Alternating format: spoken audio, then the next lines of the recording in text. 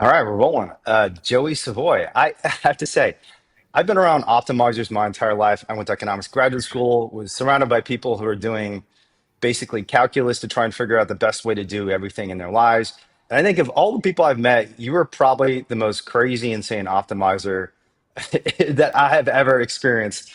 Just one example of this, Richard Bregman wrote this book about you recently and said when you were dating, you had a spreadsheet of 1,000 people you could collect data on from a dating website to figure out kind of who the best person was for you to possibly date. So maybe I'll just start by asking you this question. Why is optimization so important to you?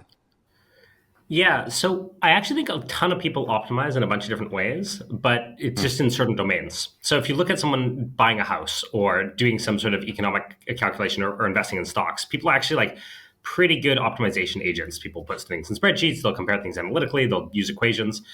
I think where I go a bit differently than other people is I just apply it to like a much wider set of problems. But I think the basic logic remains pretty similar. I mean, if you're going to be doing something 100 times, so even something benign, I recently made a spreadsheet to like compare different cherry tomatoes. If you're going to mhm. do something benign, like have cherry tomatoes every day for the rest of your life or once a week for the rest of your life, whatever, some upfront effort in blind taste testing and finding out the best ones and then going with those forever afterwards is kind of worth it. And I think people often get a little bit cagey about planning in general, but the studies are pretty compelling that if you think a little bit more, have a little bit more upfront optimization, you end up with better outcomes. So Yeah. I don't care about optimization, I guess, super intrinsically, although I do probably find it a lot more fun than the average person to like put together a spreadsheet. Mostly it's a means to an end. Mostly it's I want to make hard decisions well, whether they're soft, Yeah. squishy ones like who to be a partner with, or whether they're more like cold analytical ones like what house to buy. I actually think there's quite similar formulas and equations that you can use to at least add some structure and some guidance, even if there's ultimately like pretty high error bars in this. Yeah. So what do you think are some of the most important optimizations you found in your life from taking this approach? Well, the biggest one is career, right? Like Mm, we have 80,000 hours that we spend into our careers. We spend an outrageous amount of kind of our life effort putting towards our jobs. And yet most people pick their careers like pretty haphazardly. Like they enjoyed a given subject in high school and then kind of fell into a PhD in it over time and then ended up in that career space. That seems like one of the biggest tragedies of our time. So I think I don't know how you got into activism work exactly, but I think that if people thought about it a little bit more, more people would go down kind of pathways that we have gone down, like go into pathways that actually have a purpose, actually kind of aim to do better for the world, or at least make them happy. I mean, that's like the minimum bar is that something that at least personally is very satisfying. yeah, it's kind of strange how many people I know who are extraordinary in so many ways and have incredible opportunity presented to themselves, live the most miserable and stupid lives. I know this from firsthand experience from being in law school and in grad school around super privileged folks who are given every opportunity in life and have extraordinary talent. And I meet some of my classmates from law school 20 years ago, and they are depressed, they're divorced, they're working miserable jobs for companies they hate. And I don't get it. And I do think Well, part of the problem is people don't do this planning that you're suggesting. They just kind of like ride the wave of life. And that's not generally a good way to approach life, I think. I think that's one flaw. I think another one is people optimize for the wrong things. So money's a Mhm. big one here, right? Like people are like, okay, Yeah. how do I get a job that makes the most money? But we don't care intrinsically about money, right? Again, Yeah. money's a means to ends. We care about using money to make us happier, more satisfied, or able to accomplish things we wouldn't otherwise be able to accomplish. Mm. So when you think about it that way, you go, okay, well, my goal is to be happy and satisfied. Is money the best way to get there? And the answer 9 times out of 10 is like, no. It's actually a Yeah. pretty bad route to get there. You know, when you care about being happy, having a sense of purpose is just much more important than making an extra 10K. And yet people Mhm. routinely make this trade-off in like an inoptimal way. So I guess it's almost like taking that mindset that a lot of people do have when it comes to certain areas and broadening it and thinking about it in a bit more of a meta way. So life path, career, Mhm. things that people think are messy and hard to quantify. And there is no like best career, right? Like you're not gonna be able to find the one career that is the right fit for everybody. There will be a bunch of variation and you'll get more data and you'll be like, oh shit, I thought this would be Yeah. great for me and it sucks. But at least if you're thinking about what is the damn purpose of this all, and then how Yeah. do I get there as quickly as possible, I think you end up in a lot better spot. Yeah. I want to put a pin in that question. What is the damn purpose of this all? But before I do that, I agree with you about money, but I also think there are a lot of people where I live in San Francisco who think money is incredibly important, not just because they're deluded into thinking it has some intrinsic meaning. Because I think most people, even people who are chasing money constantly, don't actually think the money intrinsically is meaningful. They just think they need it to fucking survive. In San Francisco today, the average apartment I think is $3,500 a month. It's kind of absurd. Housing costs, healthcare costs, basic needs like food. I mean, inflation over the last 5 years in the United States has been absolutely absurd. So, I mean, what do you say to people who say, I think quite accurately, that in a place like San Francisco, for example, you kind of need six figures just to survive? I mean, if you want to be not rent burdened, which I think the economic definition of rent burdening is one third of your income or less is used on housing, right? You basically have to be making $100,000 a year. And that's out of reach for a lot of people, which is why so many people are striving. So, I mean, what do you say to people who say, like, look, it's fine and good for you to say this, Joey, because, you have all I these live in opportunities the and cheap city of privilege. London. You live in the Chiefs. Actually, I mean, part of the reason I think we should have this conversation is I think you've just developed a lot of life hacks, and you've shown you actually don't need an absurd amount of money to run an organization, to create other effective organizations, and to live a wonderful life. But I mean, what do you say when people push back and say the economic data is looking really bad in the Western world? That I mean, Annie Lowry has written that 40% of Americans cannot survive a $500 shock to their balance sheet. So why shouldn't people optimize for money? Well, one thing is that money can make life easier, but it's a very, very difficult and expensive way to make life easier. So if you look at the Mm, person making 90K versus the person making 100K, how much have they really gained there in terms of economic security, in terms of this sort of thing? Often almost nothing psychologically. Like there's this tiny little bump from increased gainings, but especially at higher levels, it just gets more and more expensive to get every one of those bumps. yep. And yeah, life is expensive, and the best use of money is to take money off the table. But taking money off the table is mostly a psychological thing. It's Mm, partly an earnings thing, but it's a lot of psychological thing. So I live pretty frugally, as I'm sure we'll get into. I live on like the London living wage right now. For a long time, mm. I lived on the GDP world average wage, which Wow. was really cool. But I could do that in Vancouver, and I couldn't do that in London. So life Yeah. circumstances do change things. But I do think there are ways to make it so psychologically you can feel richer at way lower levels than the typical person does. And I think if you correlate how comfortable people feel about money and how much they earn, it's pretty discorrelated. Like there's something there. It is more comfortable, but a lot of it is mindset. And everyone will know this, right? I'm sure everyone knows someone who's twice as rich as them and constantly stressed about money. And then they'll know Mhm. someone who's half as rich as them who's extremely comfortable. And it's like, what's happened there? The economic circumstances haven't changed. What's happened is the psychology and perception of money has changed. Yeah. So let's dive into that a little more. I mean, what are the hacks to make yourself more comfortable and satisfied with lower amount of income so you're not constantly chasing, the highest paid profession and the next stupid promotion at a company you don't care about, which is unfortunately the life of probably the majority of human beings in the Western world today. Yeah. Yeah. Well, I think one trap that people get into is like positional goods. So Mm, a ton of things that you buy are not really about function anymore. They're a yeah. little bit about how they make you feel and status and this sort of thing. You think about cars, right? The basic shittiest car or like an old school Toyota Corolla or something, it's going to get you from A to B pretty Yeah. similarly to every other car. So once you go past these kind of basic cars, you end up getting into stuff that is more positional goods, which the problem with positional goods is A, you hedonically adapt, basically meaning you get used to it and then it doesn't bring you happiness anymore. And B, you never actually win in positional goods because you just Mm, change whoever you're looking at. So you get the car up and then you start looking at even more expensive cars. So you kind of get on this treadmill of endless dissatisfaction. So that's step one is like if you kind of can get off that treadmill and go like, hey, I have the cheapest car on the block or the cheapest house on the block, but that's fine. I don't need anything more than that. I just need to get from point A to B. I care about the function. And you measure different things. And I think it's important to have goals, but I do wonder if people are setting the wrong goal. If the goal is to be as rich as your neighbor, you're never going to be happy because you're going to keep moving to richer neighborhoods. If your goal is to have a sense of purpose in life or save a million animals or this sort of thing, mhm. that is what really can get you inspired. And then the car kind of feels a bit trivial, honestly. Yeah. So maybe that's part of the answer too, is people need a bigger goal. Don't you think people are just kind of almost inherently focused on these sorts of positional goods because evolution basically gifted us or cursed us with this desire for social status. We always kind of want to be keeping ahead of the Joneses.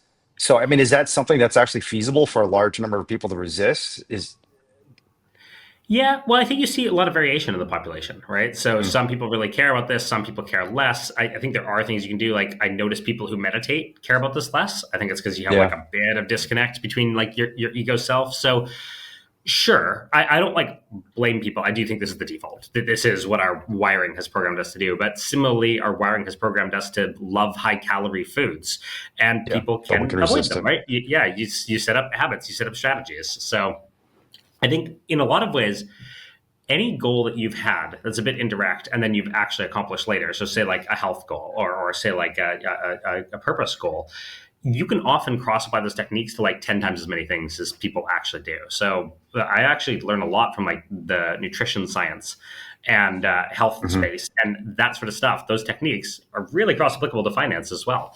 Make Yeah. expensive stuff kind of a pain in the ass. Think about how much you care about the end goal instead of the shiny cookie in front of you, and I think that can make it a lot better. Yeah, it's kind of interesting how many parallels there are to human psychology when it comes to basic physical needs and also social and cognitive needs too. I mean, maybe it's not that surprising because the basic brain functions at issue are similar, like motivation, right? You have motivation for social things, you have motivation for physical things too. But it is kind of interesting how much of a parallel there is, which also makes sense from the perspective of things like meditation and exercise, the benefits they have, not just for your physical health, but for your mental health too. Um, are you a meditator? Do you do that daily?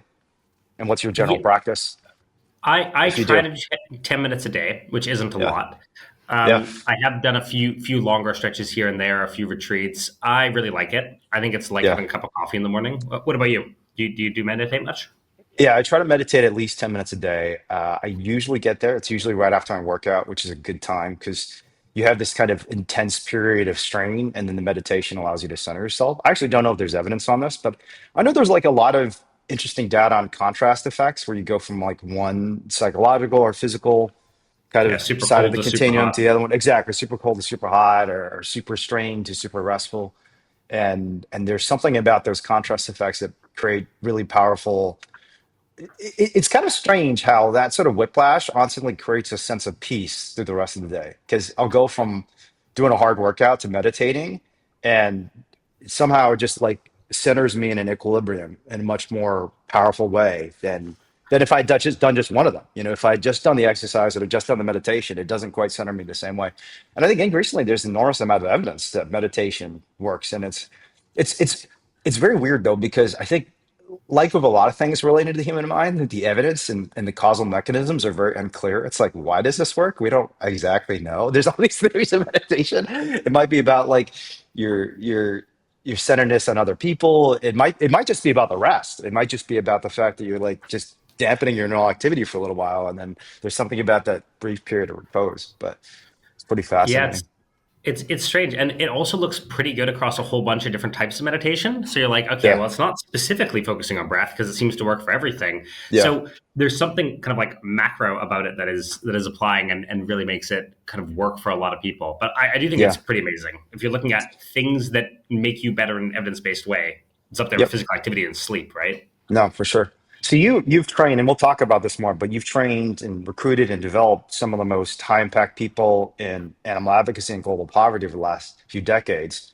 Is meditation one of the things you actually try to train people with? Do you teach people to meditate?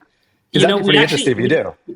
we thought about it. We thought about it. We Huh. actually thought about the first program we ran. We are like, okay, maybe we make the first 10 minutes of every day a meditation, and that would Mm. probably have all these benefits. But back then, we were just getting started. We were like, we only have so many weirdness points, basically, Yeah. how weird and deviant you can be in different ways, and we're probably spending all of them.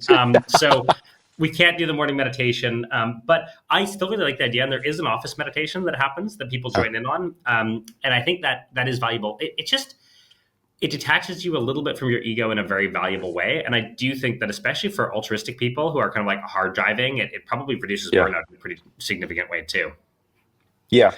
I mean, one of the things it does, like, so when Rutger Bregman wrote about you and your organization, I want to talk more about your experience with Rutger because this book is amazing. And I hope everyone goes and reads it, and I hope it has a huge impact, and I hope more people apply to charity entrepreneurship, or I guess it's AIM now, ambitious Yeah. impact as a result.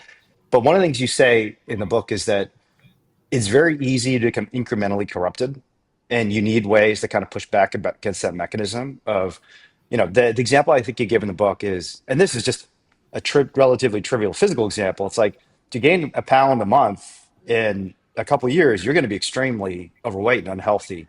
And the same is true of psychological corruption of various types, right? If you say like, I'm going to be 5% or 10% more greedy this month, and it's only 10%, no big deal. I mean, the increase over time, especially when you think about compounding, can actually get quite severe. And I think for me, honestly, one of the big things of meditation is it's like a self-corrective on selfishness. It's like a moment where you're almost deliberately reflecting. I mean, I don't know what type of meditation you do, but the type of meditation I do is really about getting outside of my own perspective and just so I do this type of meditation that I forget what the term for this is because I was trained in this like 20 years ago, and I think the term has changed quite a bit because there's all these scientists and practitioners using different terms Yeah, for all different types sorts of of people meditation. getting involved. Yeah, they're all getting involved and they're using different terms, but the basic idea behind it is almost be an anthropologist on your own life. Just like imagine you're flying over your own life, and then imagine. So, yeah, I think some people call it loving kindness meditation, but it's not even quite that. It's basically where you zoom out from your own experience, the experience of everyone around you, and then the experience of your entire city, the entire nation, and then the life of all sentient beings. And it just kind of gets you out of your own experience and resets your psychology so you're not just thinking about yourself and you recognize that there are other living beings around you. And one of the interesting things about that for me is, I mean, obviously, it would be very deeply contradictory for me to do this for selfish reasons, but it actually does make you strategically more effective because when you start thinking about the other living beings around you, you become better able to understand the dynamics of the world you're living in and therefore operate strategically rather than this little bubble where you're trapped and scared or angry or, you know, so it's Yeah, it's it's such an interesting phenomenon. And I think it's probably underappreciated. I actually think in terms of weirdness points, I mean, maybe it's just because I'm in the Bay Area, but meditation is getting so mainstream that well, that's true. This I was would say 10 it's years not even ago. normal. Maybe Yeah, maybe now you yeah, could pull it off. you could pull it off. Yeah. I mean, it probably depends on how culty you do it. Like if you're doing chants and stuff, then maybe not so much. But if it's just Yeah, just like I don't even know. breath noticing, then you could probably Yeah, pull it breath off. noticing, you'd probably pull it off. Um, yeah. Yeah, I think that's all definitely true. And part of the meditation experience is realizing your own perspective is not fundamental truth.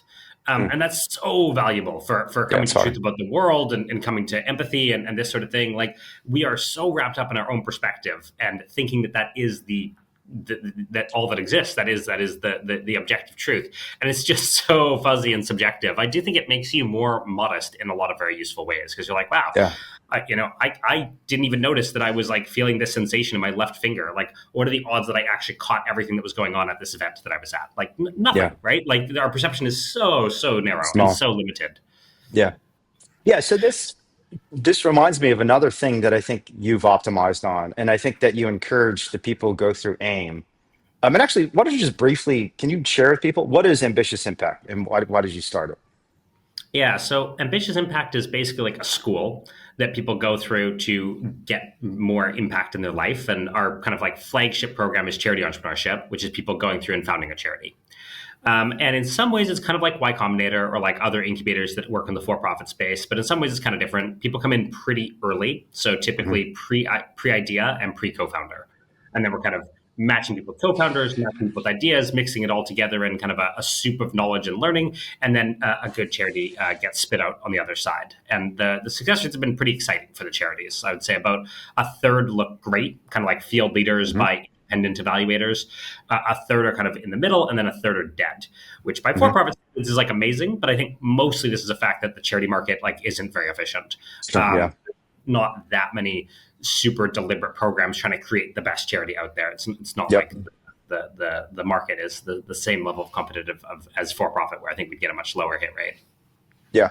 Yeah. I think Rupert Bregman describes it as Hogwarts for do-gooders, which is such an amazing characterization. And I don't remember when I first heard about this. When I first heard about what was then called charity entrepreneurship, I thought to myself, why is there not like 100x more of this? Because even if you look at the best, I mean, not even setting aside tech, if you look at the amount of investment made in educational institutions and in education around the world, I mean, like the Harvards of the world, the MITs, the amount of money these institutions have, the amount of money the government puts into these institutions, and the triviality of the output. And I mean that even from the perspective of the people who are receiving the education. I mean, I don't remember the exact Yeah. percentage, but it's some insane percentage of people who go to the top universities end up in finance and consulting. And I've known a lot of people in finance and consulting, and I know almost none of them who believe the work they're doing is even significantly Deeply good. And when a lot of meaningful. them, Yeah. exactly, like a lot of people in finance will acknowledge, honestly, I'm just making money. I don't actually see much social benefit in this. A lot of this is like stupid arbitrage, like basically taking from one hand and out of the other, right? You've got a Yeah. trade. There's someone who's going to lose the trade. Someone's going to gain from the trade. There's going to be a net loser. And there is some long-term theoretical argument, but made by Yeah. The finance market being people that efficient say, is yeah, we're good, making it but more efficient over time, so somehow we're making the world better. But honestly, most people, even in that business, don't believe it. Like I just, I think the vast yeah. majority of them don't believe it. Well, part of it is people So, don't really know what else to do, right? yeah, Like, that's true. I think What people else are am I going to do? fairly uncreative. A lot of the time, people are considering, like, okay, do I become a Yeah, teacher or like one of the two jobs my parents had? And you're like, okay, well, obviously your choices are going to suck if you're comparing between three options, right? yeah. One of the whole difficulties of charity entrepreneurship was getting it on people's radar. No one like is growing up Hmm. as a kid and they're like, oh, I want to grow up to like be a charity entrepreneur. That's going to be so cool. Maybe they Yeah. want to be an entrepreneur at best, and often not that because that's not even that salient or obvious a lot of the time. So I think showing people, hey, here's like multiple career paths that are really great. Here's the thing you can do in policy. Here's the thing you can do in the nonprofit sector. Here's the thing you can do to donate to make an impact. Like, if people actually are aware of those paths, that helps a lot. And that's part of why I like Rucker's book. It's a lot about like, Mhm. hey, here's a call to not go down the classic kind of like money earning path and actually look at these kind of like other options that you can do with your life. And some of these might be a much better fit. And I think a lot Yeah. of them are. So with the folks we take through the charity entrepreneurship program, they're phenomenally talented, right? Like they Hmm. could do all sorts of Those awesome great stuff. things. Yeah. Where our value comes in is like, hey, this is an option that should be on your radar. And if you want to go down this option, we will help you avoid common pitfalls that happen across 50 different orgs. Yeah. And we can see pretty easily because we're at kind of one level removed. Yeah. I think Yeah. why nothing like this existed is typically NGOs just become big and spread. So you Hmm. see like an NGO that just has like 100 departments. And what it probably should have done is spin those out into different organizations, incubate them, and get Yeah. better talent on them. But they want the logo, they want the brand, they want the like affiliation of that. So it's kind of this prestige positional goods creeping in even to the Hmm. NGO world, right? Oh, I want the biggest staff count or I want the biggest budget. When who cares? What matters is how many animals we help or how many people we help, Yeah. and whatever stamps on the side of the box, it doesn't matter. Yeah. I mean, there's pretty extensive evidence suggesting that the NGO sector is not just not particularly cost effective, but might actually be just having zero net impact because of this incentive problem. Because I mean, I guess you didn't characterize it an incentive problem, but I'm characterizing it as an incentive problem, No, and I that think they're that's it. I they're think that's right. yeah, I think the incentive mechanisms. I mean, if you look at kind of the average NGO, they're really incentivized to maybe increase size, right? And there's been research on this suggesting that the stakeholders within an NGO are mostly just trying to make it big, so they're influential and they have a lot of donors and they feel like big shots. Um, or maybe they're incentivized towards some other objective, like just the social status of the founders. So we're gonna like even if we're not trying to get big, we're just trying to try and get at the table with people Yeah. from powerful political or corporate positions. And so, even if the most effective thing to do in the world is something that no corporation, no politician is going to give a shit about in the United States, I'm going to do it because it makes me feel cool, right? And I actually, that think brings me that's to true. yeah, that brings me to a question. I mean, I think I think you're right that there are like very specific tactical things that people are not aware of that can make the world a much better place, and they're just super cool. I mean, even kind of the thing that founded your entire project, right? Text messaging people about vaccines. I, I'm pretty deep in this sector. Like Esther Duflo was one of my professors when I was in grad school, and I didn't know about it until I heard about your project. I was like, oh wow, this is super cool. Which shows you there's like this compelling body of knowledge that sometimes just isn't exploited anyway, and you all figured it out. And maybe you could tell that story in a minute. But I actually think the bigger problem, because I think even if people don't know tactically in this very specific way that hey, I could save potentially. huge numbers of lives in the less developed world by texting them about vaccines, because just a lot of people don't know about vaccines or they don't know where they can get vaccines, and vaccines are pretty powerful and demonstrated to be effective. People in elite circles do have a general sense that they could do good, but the problem is there's no social status accrued to that. Like, why do people go into finance? It's partly because they know if they get a job at Goldman Sachs, the people around them will think they're cool, you know? And I actually think one of the cool things that's happened over the last 20 years is I think that norm has started to reverse a little bit. Um, but I mean, what do you think about that? And if you think that is a challenge, how do we overcome it? And how have you tried to make charity entrepreneurship cool? Yeah, well, I think you're cool. Like, I think that one answer is to surround yourself with people that value more similar things, right? In Yeah. terms of if you are part of a community and in that community, the thing that is cool is saving lots of lives or having a big impact or that sort of thing, that is going to be the thing that your brain naturally kind of maximizes towards, which is a lot Yeah. better than buying a fancy car. So I think part of it is there's the old moray of surround yourself with your five people that you want to be most Be like, like, or yeah. you are going to become like those five people. I think that plays a really big factor too, Hmm. is like just who are you talking to day to day? Because Yeah. sure, if you're talking to someone and the first question about your NGO is how big is your NGO and what's the staff size, those are going to naturally be a little bit the things you gravitate towards, which is Hmm. irrelevant when it comes to actual Hmm. impact. Where if someone asks you, hey, how many animals have you helped this year? Or hey, what's been your cost effectiveness? Or something that's a bit tougher or more sophisticated, then that's going to be the thing you're towards. So back to the program, one of the benefits is we have put people in a class of 20 people that care about the same stuff. And Yeah. they're kind of like amping each other and talking to each other and providing this social benefit of, hey, now it is cool to kind of aim towards these big ambitious goals. So yeah, I do think in general people should get a little bit off what other people think is cool and try to like think for yourself and set your own Yeah. metrics. And I think there is, anyway, some status in that. I mean, the salary thing is kind of interesting. If I all my friends earned 100K and I earned 90K, that would kind of be low status. But if all your friends earn 100K and you work for an NGO and earn 25K, people don't Hmm. assume it's like a skill differential that's going on there. They assume it's an Yeah. ethics differential, which Difference. is Yeah. true. It is. And that actually changes the status game a little bit. So status is weird. It's acquired via all sorts of wacky ways. It depends on the community that you're in, and it depends on who you're talking to, and it depends how much you weight different people. So maybe you only care about being high status with like these three really important people, and what the rest of the world thinks, who cares? Yeah. That's another way to kind of like jujitsu your brain into doing what you want it to do. But yeah, it's very motivating. I mean, status matters. People feeling successful and accomplished matters.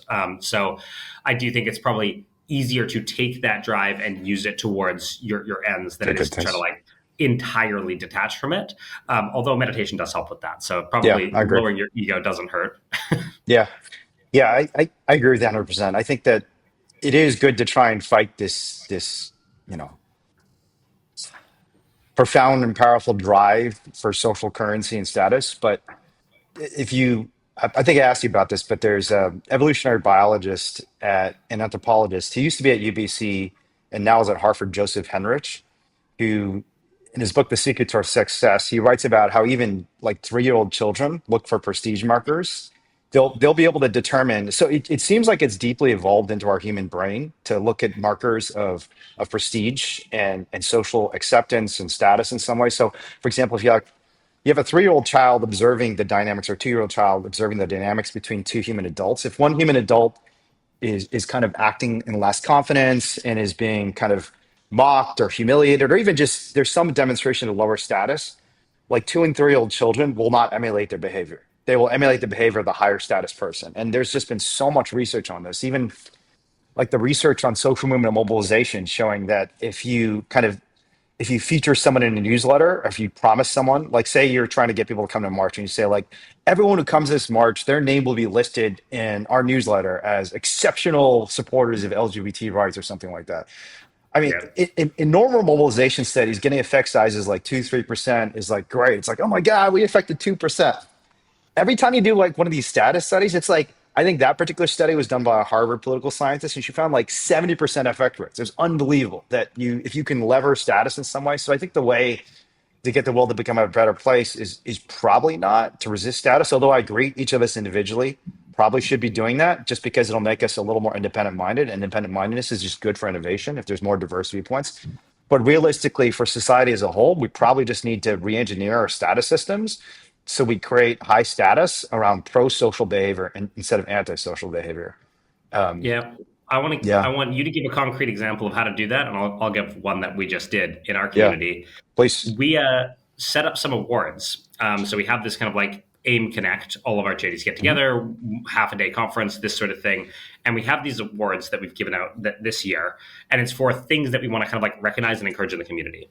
So Mhm. one is like the had a lot of impact award. They set ambitious goals and they hit them. Like great, that's kind of the classic one you'd expect from a Mhm. community that ultimately wants to do the most good. But two others we had that are less obvious is we have one for being like very evidence based, transparent, and skeptical. So, Mm. like, did you really look at your charity? And a lot of the contenders for this were people who actively shut down the charity, like people Wow. who looked at it and were like, wow, this isn't going very well. I should shut it down. I should not continue to kind of like pour resources into this and pull resources from the world into this. Yeah. And that's not something that many charities encourage, that level Hmm. of transparency and self skepticism. And then another one we had was a collaborative community member award, which is basically who did impact outside of their organization's mandate, who Wow. helped out in a way that wasn't going to show up in an annual report. And this is another thing, and actually going back to a topic we talked about earlier, I think this is a thing that NGOs get lost in. They think about their organization's impact and exclusively that. And you do very different things if you're only thinking about my org's impact is the only thing that's happening in the world. You want to grow that pie, you want to get big. But if you think about the ecosystem as a whole, maybe it's you don't want to get big because there's limited funding and you're pulling resources from somebody else, or you hire this really talented person, but were they going to do something else even more Better. valuable? Like Yeah. if you think of the resources in the NGO space as a bit more zero sum, which sadly I think is closer to truth, there's not a huge amount of growth. Then, if you start an average charity, you're kind of doing nothing. If you start a great Mhm. charity, then you're doing something. If you start a below average charity and pull a bunch of resources to it, it's bad. So, Yeah. collaborative community award, thinking about things outside the thing, and this is a very small amount of status, right? It's like a little Yeah. glass trophy and a clapping ceremony, but it matters. Like Yeah. it does change people's incentives and thinking about, oh, this is the thing that we care about. This is the thing that our Yeah. community can rally behind. Yeah. So I'll give you an example, but from my own experience. But I think the reality is I suck at it. I just, I think there are a variety of reasons I stink at it. I think, honestly, I think we all kind of suck at it, to be honest, because I think that, as Joseph Henrich himself has written, it's actually pretty hard to engineer status. Status is like an extremely difficult, complex phenomenon.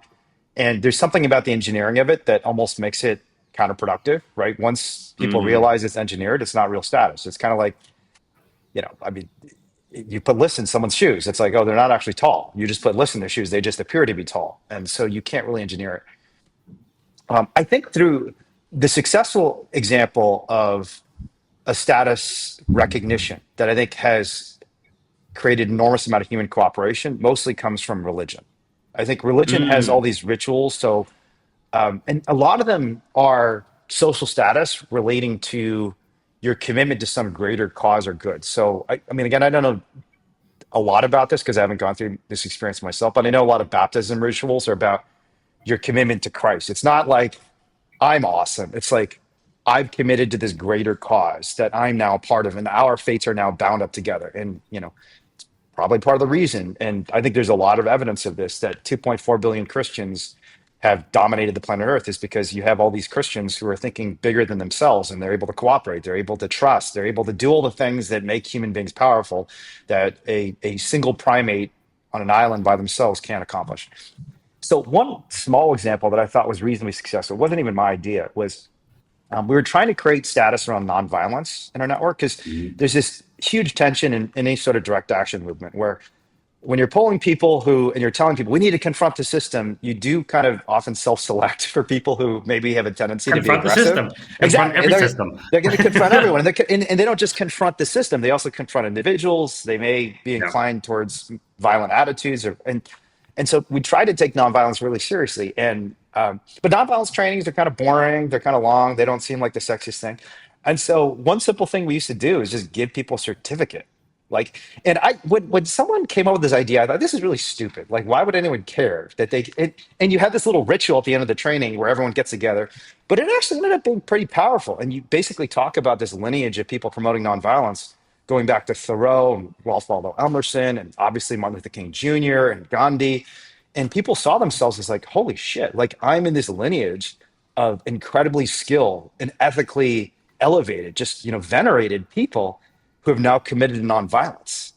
Yeah. And they just, you could just see in their faces, they're holding the certificate up and they've got this light in their eyes. And it's like, oh shit, this is actually a way to reward nonviolent behavior and create social status that hopefully is pro-social rather than antisocial. I I think the two reasons I think intentional efforts to create status around really anything, but especially social good, often fail is one is because so much of social good is flattening privilege. There's something inherently in tension between creating Yeah. status and trying to flatten status, right? Like, so it's just, so even around nonviolence, people started feeling like, oh, you think you're so great, you got the certificate. And in a social movement or organization that is organized around trying to help the less advantaged, like, and we've talked about this before, there's this deep tension in charitable organizations and nonprofit organizations between trying to create status, merit, accountability, create some forms of hierarchy that you think are probably good for the world. But then the general mission of trying to flatten some of these hierarchies and say, look, it doesn't matter if you're born in Africa or the United States, everyone deserves water, right? Everyone should have clean water. Yeah. So that's one problem that I'd be interested in your thoughts on how do you overcome that problem. But I think, Yes. yeah, go ahead. You want to jump on that? Yeah. Let's talk about that. I think it is a very interesting one, and all of our nonprofits hit this basically, Yeah. right? Where you come in optimistic about what systems work, and you end up changing to different systems that are maybe a bit more classic and traditional, and you go through this professionalization thing. And one thing I always tell my NGO leaders that I think is really valuable for us to keep in mind is, again, what is the purpose of the NGO? Is the purpose that your staff feel happy and empowered and it's a flat, nice hierarchy and a comfortable place to Hmm. work? Ultimately, no. Yeah. Your NGO's obligation is to your beneficiaries, whether that's animals or humans or whoever. The people that you're helping are the goal, Hmm. not the staff. The staff are very salient. They're the people you're talking to every day. They're the people you're interacting with. They're the people who ultimately make the decisions. But it's really hard to remember that. So I have a distaste for hierarchy. I like flatter organizational structures. That is where I'm naturally drawn towards. Unfortunately, in many types of orgs, it doesn't really work. There Hmm. is a reason why 95% of companies have some sort of significant level of hierarchy. That is the strategy that gets more output done. And ultimately, you have to weigh off your values. How much am I committed to the value of flat organizational structures versus how much am I committed to the value of doing the most good that I can? Yeah. And for me and for most of our charities, ultimately the second one wins out. It's can I do more good this way? And maybe I do have to have a little bit more of this. And the same thing with the status things, right? Like maybe Hmm. it's a bit repugnant to use these like social tricks and like have rewards and like have stratification. On the other hand, if it works, if Yeah. people go through the nonviolence training, if your community's healthier, if the output is there, and can you go too far on all these things? Of course, right? Like there's always a balance to be found. But I do think that you have to remember the goals. You have to remember the ends. You have to remember the purpose of why you're doing all this. And a lot of the time, that does mean, you know, dressing in a button up instead Hmm. of a cool T-shirt that you like because you've decided that taking seriously is more important than visual expression. Yeah. You set up your org in a way that 90% of other orgs are set up because your goal ultimately isn't to reinvent how orgs are structured. I mean, maybe occasionally it is, but Yeah. most NGOs' goal isn't to reinvent that. It's to execute on your mission, which probably means copying 90% of things that work from everywhere else and then having that little special sauce that makes you a bit different to kind of get over the edge there. Yeah. I think the hard thing for political movements and social movements, if your goal, I mean, if your goal is to be small and effective on some very tactical aspect of the human condition. So your goal is to reduce the amount of lead and paint around the world, or ensure water is chlorinated, and you don't need to reach like massive scale in terms of just human participation. I think that can work. I think the big struggle for us, and this actually relates to the second problem with status rituals, which is there's something that just does not endure at scale when you're inventing new status recognition mechanisms, right? So um, part of the reason getting to Harvard is high status is because everybody knows Harvard and it's been high status for like 200 years. Yeah. And so, for example, it might be cool to get a certificate in a nonviolence training for direct action everywhere. But if tomorrow you decide, I don't even want to be a part of this community, no one, first of all, no one outside of Yeah, your there's community no even transference of the recognizes, no one status. cares. And and frankly, even within the community, I mean, it's the status is very limited in scope. And so I I I mean, like part of status institutions is the fact that they have this long history and shared understanding across large numbers of people. So it's, you can't just invent them out of thin air very effectively. And you see this even with fashion trends, right? Like something that is fashionable one day can very quickly change the next day, and it's not really under your control. Which is, uh, the research on institutional shifts and social norm shifts is incredibly powerful because it shows things like status are extraordinarily and causally determinative of human conduct. But then the research is incredibly depressing because it looks at kind of our ability to manipulate those levers and shows actually it's really, really hard. This is like a huge mess of chaos, and even stuff that you think is effective one day. Being a Black Lives Matter activist was super high status in 2020, and in 2025, America has suddenly become, with like DEI and retreat and everyone complaining about wokeness, even people on the left. Suddenly, if you've Yeah. got a Black Lives Matter sign outside your house, everyone thinks you're a loser. It just can change so quickly, and it's so. I don't know. I mean, I don't know if you have any answers to how we solve this problem. I don't know if anyone does, but Yeah, big movements are tough. I mean, I think that it does get like progressively harder the bigger your movement gets to keep any sort of value coherency or Mhm. strategy or status hierarchy or anything. One thing that comes to mind, again, more of on the like personal action side, but is we do things all the time that give status or take away status from other people, right? So when someone says like my job is X, are you like, oh, that's cool, or are you like, oh yeah, fine?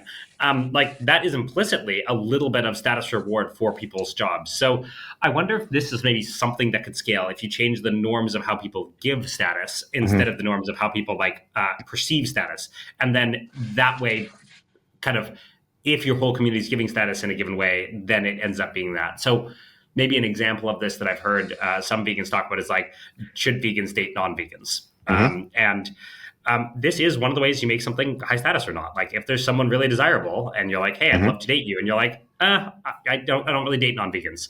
Mhm. Like you have just made veganism a really cool thing for that Mhm. person who's interested in dating you. Yeah. And there's cons of this too. Like maybe that makes us look more culty and insular Yep. and all Yep. these Yep. other bad things. Like and maybe veganism isn't the line to draw there, but I do think whenever you think about when you're giving status, reacting to someone's job or talking about what you think is cool or not, or kind of giving your time or attention or effort or romantic attention, Yeah. that those are all ways to make something like seem more or less cool. So if you want people to desire someone's income less, like you think that's an overvalued thing, like Mhm. the easiest first step is stop valuing it And yourself. yourself. Like Yep. stop making that a kind of metric of which you measure people's implicit competence and be like, cool, I'm just going to look at other things that I think are more correlated with what I actually care about.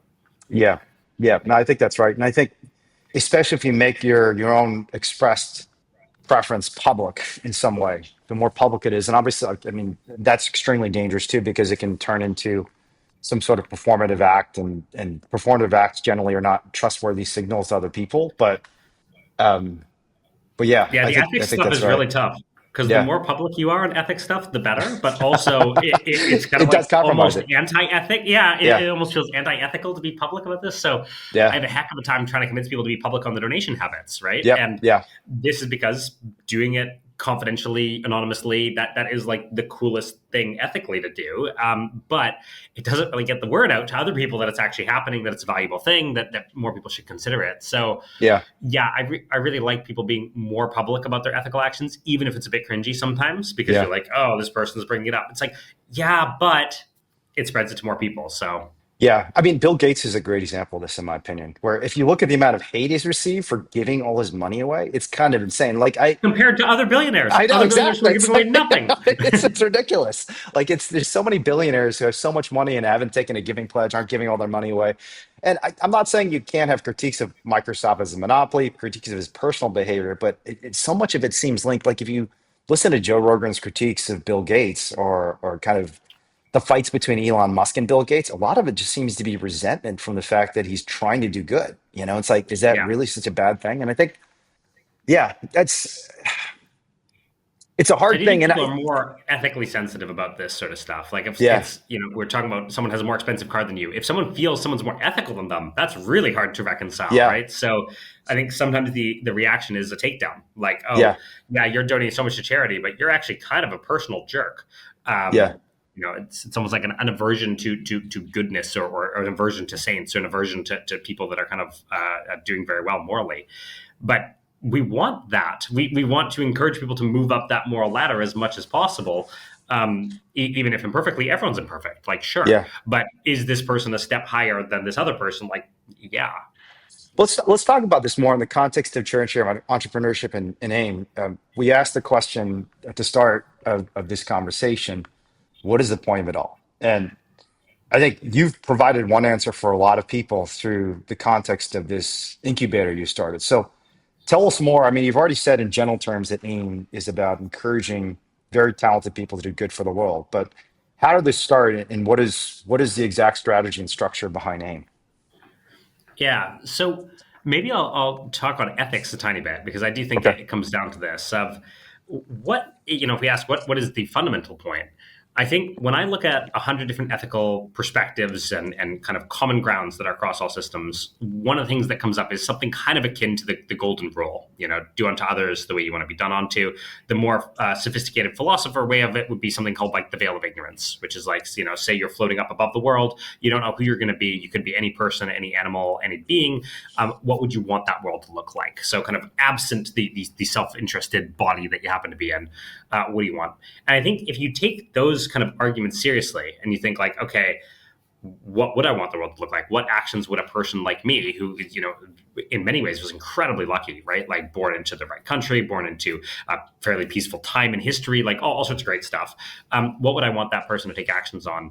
And then you set that as your North Star, instead of I guess the default thing, which is like just go along with the wave of life, or try to maximize money or something like that. Then I think you end up at all these kind of counterintuitive, but then also very obvious conclusions of, hey, if I just got lucky in being wealthy, or being talented, or whatever, my kind of goal was to use these gifts to right the scales as much as we humanly can. And then I think you get into like pretty hardcore ethical things. And I don't think you need to know exactly your substrain of philosophy ethics to get there. I think that concept of how do you look at the world if you kind of value your own self-interest lower and the rest of the world higher. I think that's how you end up in a bunch of this ethical stuff. And I thought about this really early. So Mhm. I learned about factory farming, global poverty, like mid high school, and just rocked my world. Like I had only been taught that like extreme suffering like that happened in the past. Like, oh, that was Mhm. really bad during World War II, but thankfully we've solved all of our major problems now. Yeah. Um, and once you learn that these problems do exist and they're huge and massive, then there is this question of like, how intensely do you take them? But the more seriously you take those kind of fundamental arguments of do unto others how you'd want to be done unto, I think you end up taking them pretty seriously, Yeah. pivoting your life pretty dramatically towards that. Can I ask, what was your ethical upbringing? I mean, it doesn't sound like your parents, from at least the description of your early life in Rutgers' book, were particularly religious, but it does sound like they had a pretty strong ethical framework that they raised you in.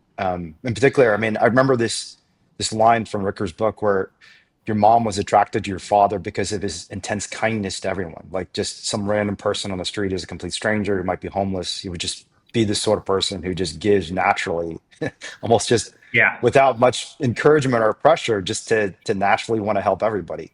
Like, what was that ethical environment that you were raised in, and what impact did it have on you? Yeah, so my parents didn't have like a religious ideology.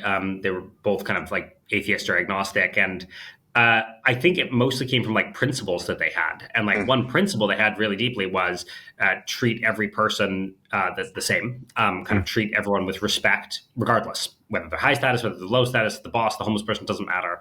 My dad especially was just very naturally inclined this way, and I think that rubbed off. I mm. also think they were unusually consequentialist in a lot of ways. So my parents are truly amazing. They're really they are as obsessed with parenting as I am obsessed with changing the world. Mhm. So that was a really nice environment to grow up as a kid.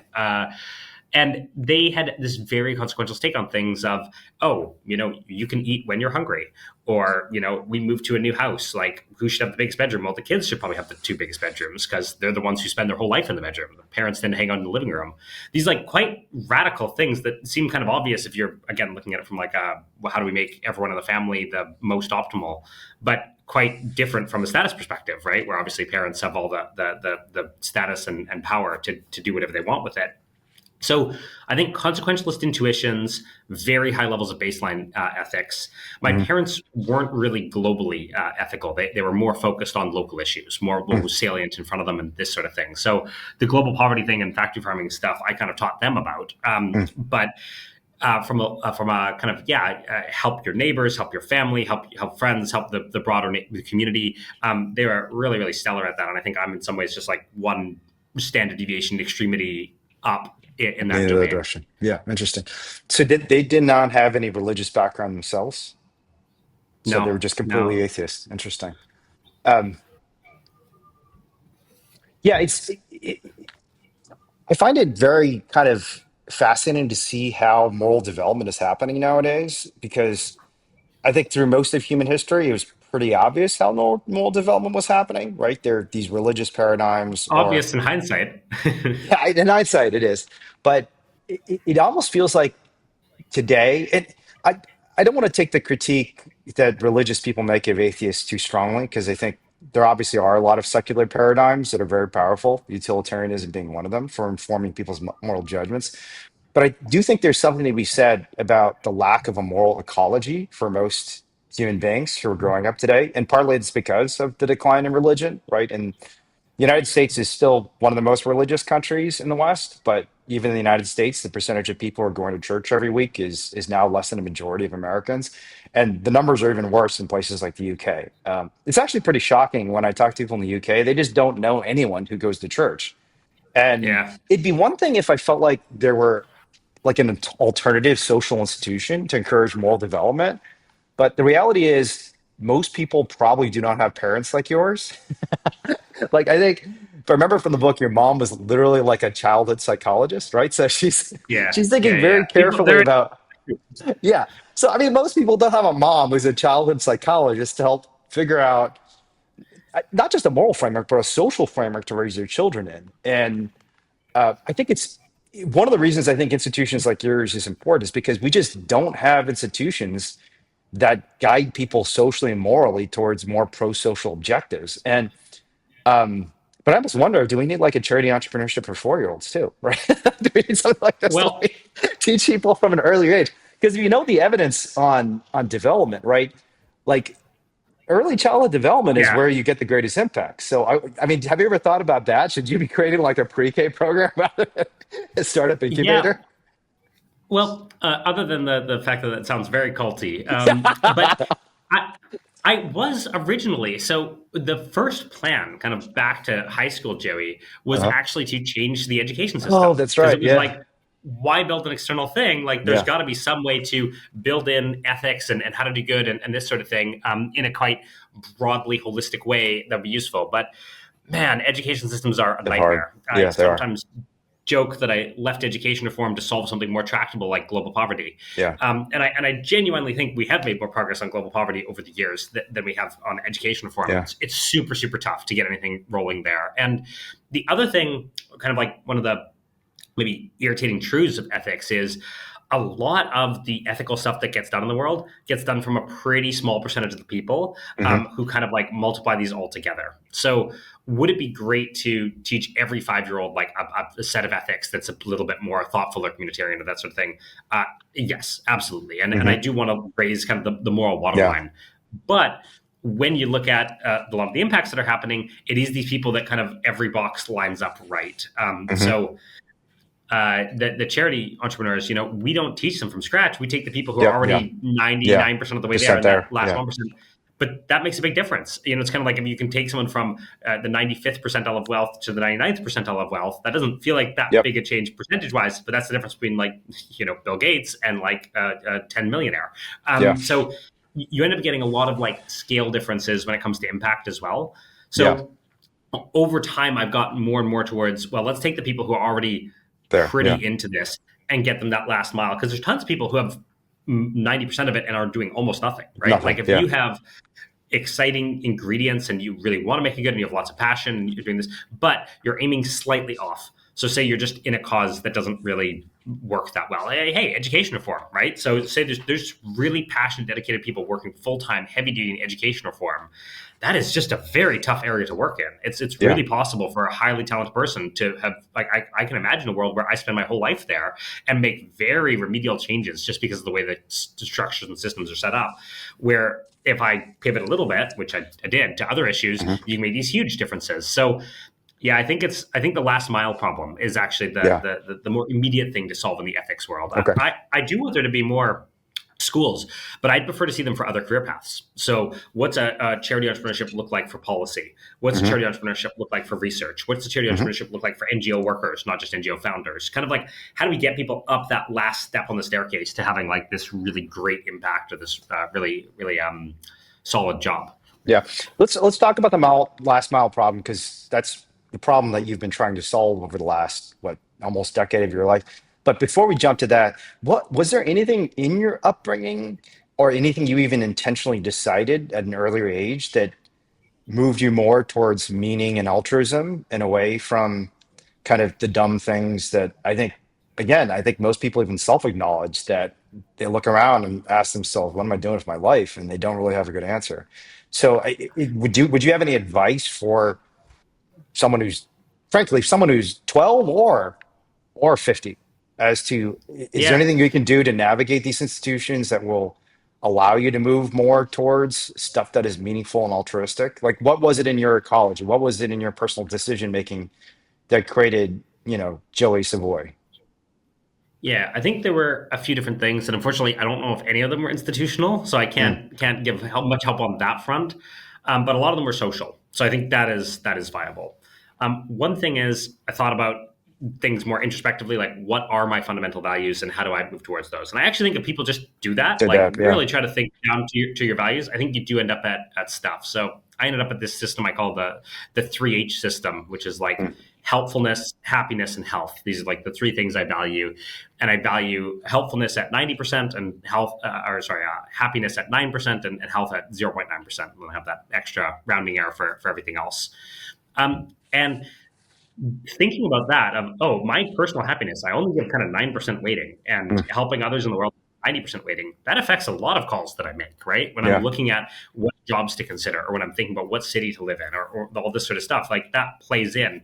And I think the more people think about ethics and the more people think about what actually matters to them, I often think that kind of helpfulness pie share grows. I mean, 90% is pretty extreme, but I think a lot of people, like a 50% share or a 25% share, makes a lot of sense and probably is where they'd end up if they kind of thought about it more. So that's step one.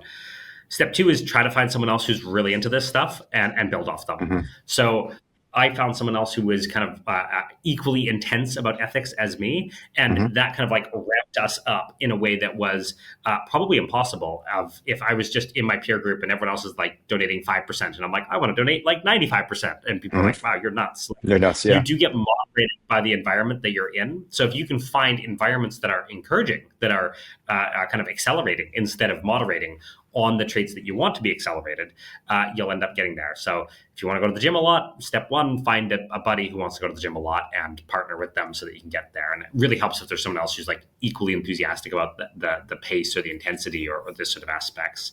I think about this a lot when I'm thinking about social environments. I think social environments affect people way, way more than people Yeah. give it credit for. So if you're really thoughtful and astute about the social environment you're building, that will get you to your ends. If you surround yourself by healthy people, you will get To get healthier healthier. almost always.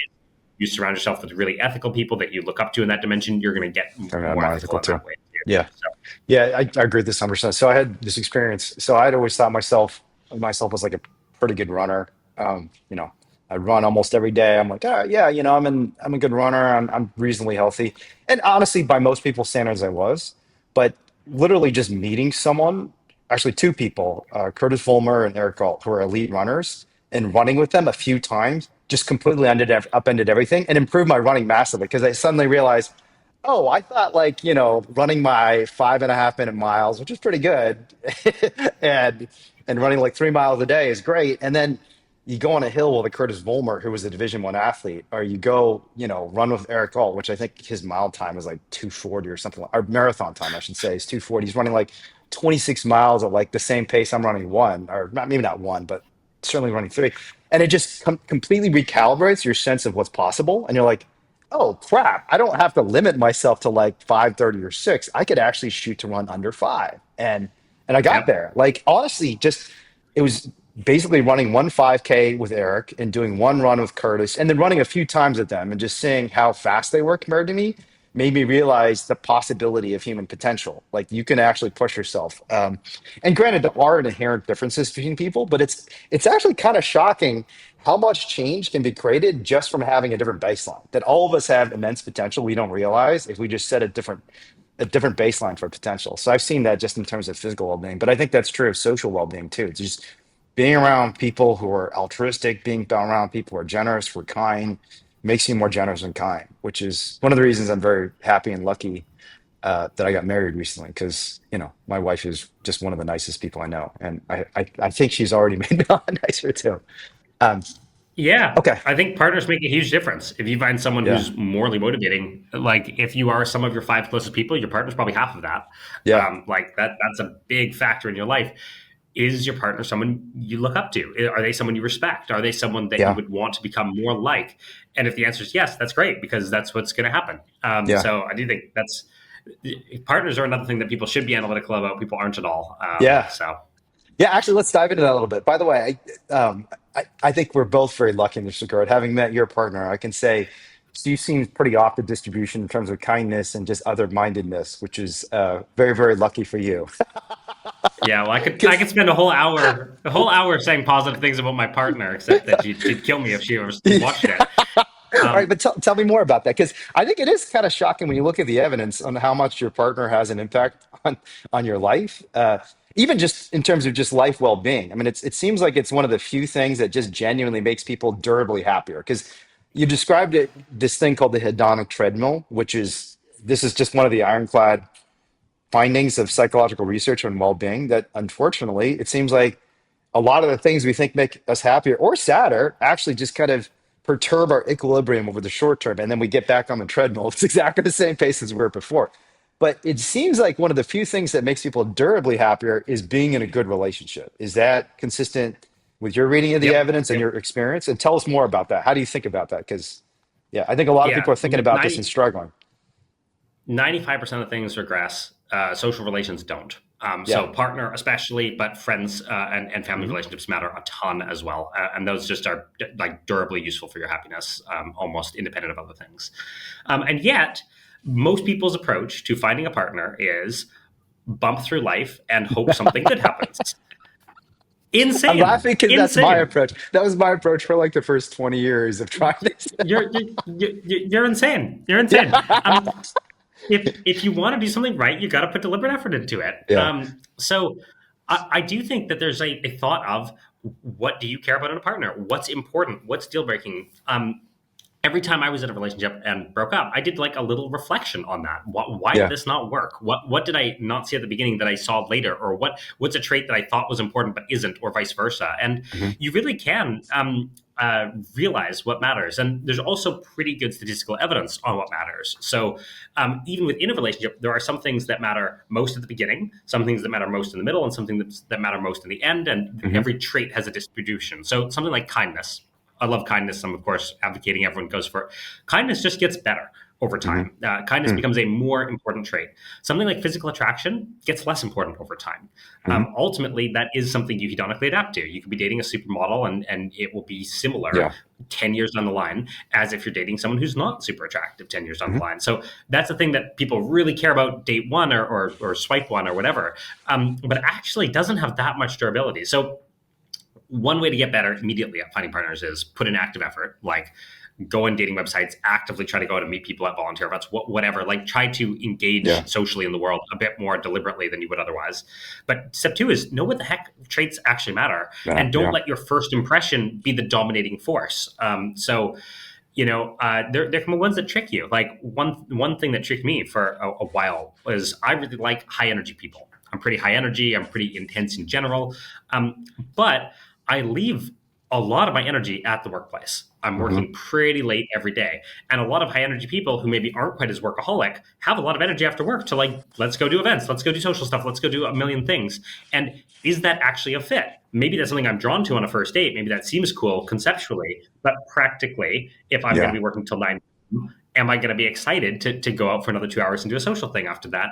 Maybe most days not. So is that a trait that you overvalue intrinsically? And everyone has these things, right? Hmm. Like physical attraction is an obvious one, but everyone has traits that they're kind of drawn to that maybe actually aren't as important down the line. So there's lots of great books on this. There's one called How Not to Die Alone, which is a kind of brutal title, but I think it's quite a good look at analytically what kind of traps people fall into. There's one curse called the optimizer, which is Hmm. like, what if you are always evaluating and always considering? Unsurprisingly, that is the way I have struggled historically. Yeah. But I think in general, thinking about it more as a deliberate process, thinking about it almost more like a career or something like, I want to build towards this, I want to be that. And also thinking about what on your side you can change to be a really good partner. So the easiest way to get a good partner is to be a really good Good partner. partner. Yeah. And then kind of makes it a fit. So you can go all day, oh, I'd love to date this person. But a good question to ask is like, how would I make myself someone that lots of people would be very excited to date? And sure, you can't change your physical attraction that much, although actually you can change how you Yeah. dress and haircuts and lots of things. So you Yeah. actually can change a lot, but some things are more set. But a lot of things are changeable. You know, how you Hmm. interact with people. One of my life tips that I've gotten better and better at over my relationships at using is there's this question of, hey, you're talking to me about a problem. Do you want to be heard? Do you want to be helped? Or do you want to be hugged? Hmm. A different three H's, my ethical three H's. And if you get good at asking that sort of thing, what do Question. you Yeah. actually want from me as a partner here?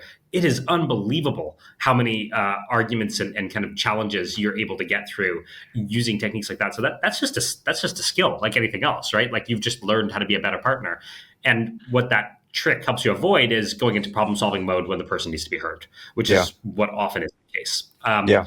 But now you're on the same page. Now you both agree that this is like a hearing spot, or they say, helped, let's figure out a solution to this. And now you're both in problem solving mode and you're actually building that. So Yeah. yeah, more deliberate effort, think about traits that you actually will value long term, and then try to make yourself a better partner as kind of like three subcategories of ways to do this really well. Yeah. Yeah. That I think that paradigm you just described. Do you want to be heard? Do you want to be helped? Do you want to hug? That is extremely valuable. I've heard that before. I don't even remember where I heard this.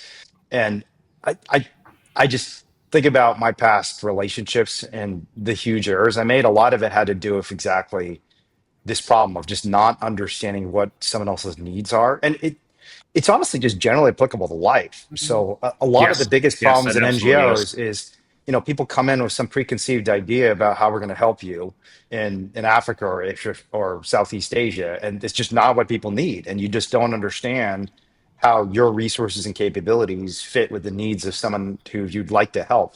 But just to give a concrete example, I mean, I think I'm like you probably in that I always want to help people. I always want to get to solutions very quickly.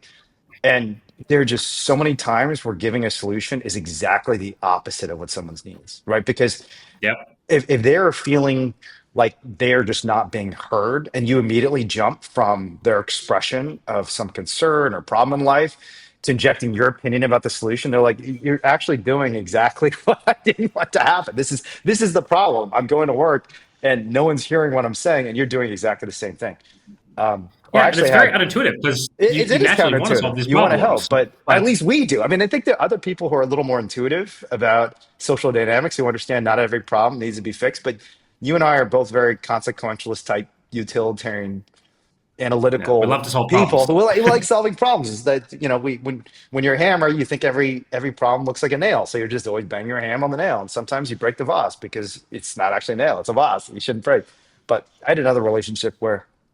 Um, at best, even when I'm not bad, by best, I want to understand things. I want to hear like people's expressions of what the problem is. So I had a partner who was pretty routinely upset. I won't say who it was, but it doesn't matter. And I always would just ask questions about it, and it was like the most irritating thing in the world because they just wanted a hug, right? They didn't. That was part of the problem too. They didn't want to wallow and intellectualize and think about it and describe it and replicate the problem in their minds by describing it through language. They just wanted a hug. And understanding this is Yep. what someone needs is important. I actually think relationships are, in my experience, I've been a much more effective leader and organizer when I'm in a relationship. And part of the reason is they're extremely good training ground for empathy because that is Mhm. kind of what you're doing every day. Um, I mean, to a certain extent, as a leader of an organization, you have to do this too, but it's not as explicit. I mean, because as an organizational leader, your main purpose is, as you said, to achieve the organization's mission. Empathy is just kind of a mechanism for achieving that purpose. So you don't think about it as intentionally and deliberately as you do in the context of a relationship.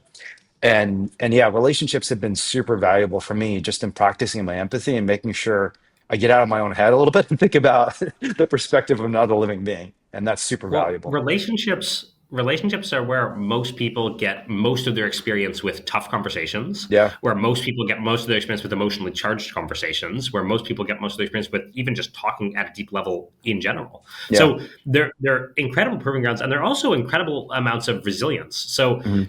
um, a lot of people like I'm pretty hardcore. I always try to do stuff that's ethically aligned. And people are like, "Oh, why would you even be in a relationship? Like, doesn't Mhm. this take away time? Doesn't this take away energy?" But I actually think it's kind of the opposite. The Mhm. most robust, resilient people you see almost always have really Always in a strong social relationship. support networks. Yeah. I mean, it can be a relationship. Relationships really help, but the social support network more broadly is just crazy important because it does give you resilience, right? Like at the end of the day, if work is super crappy, I know I can go home to my partner and they will Mhm. still love me, care about me, be compassionate towards me, that sort of thing.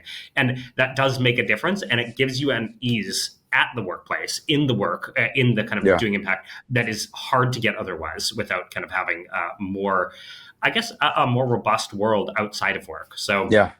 despite, I think, almost everything I do is towards trying to make the most difference, I actually think providing these support structures, having a table that has four legs instead of one, Mhm. really is quite valuable long term. Yeah. Especially when you look at the burnout rates that people have, right? Like Yeah. it's you need to have social support networks. Yeah.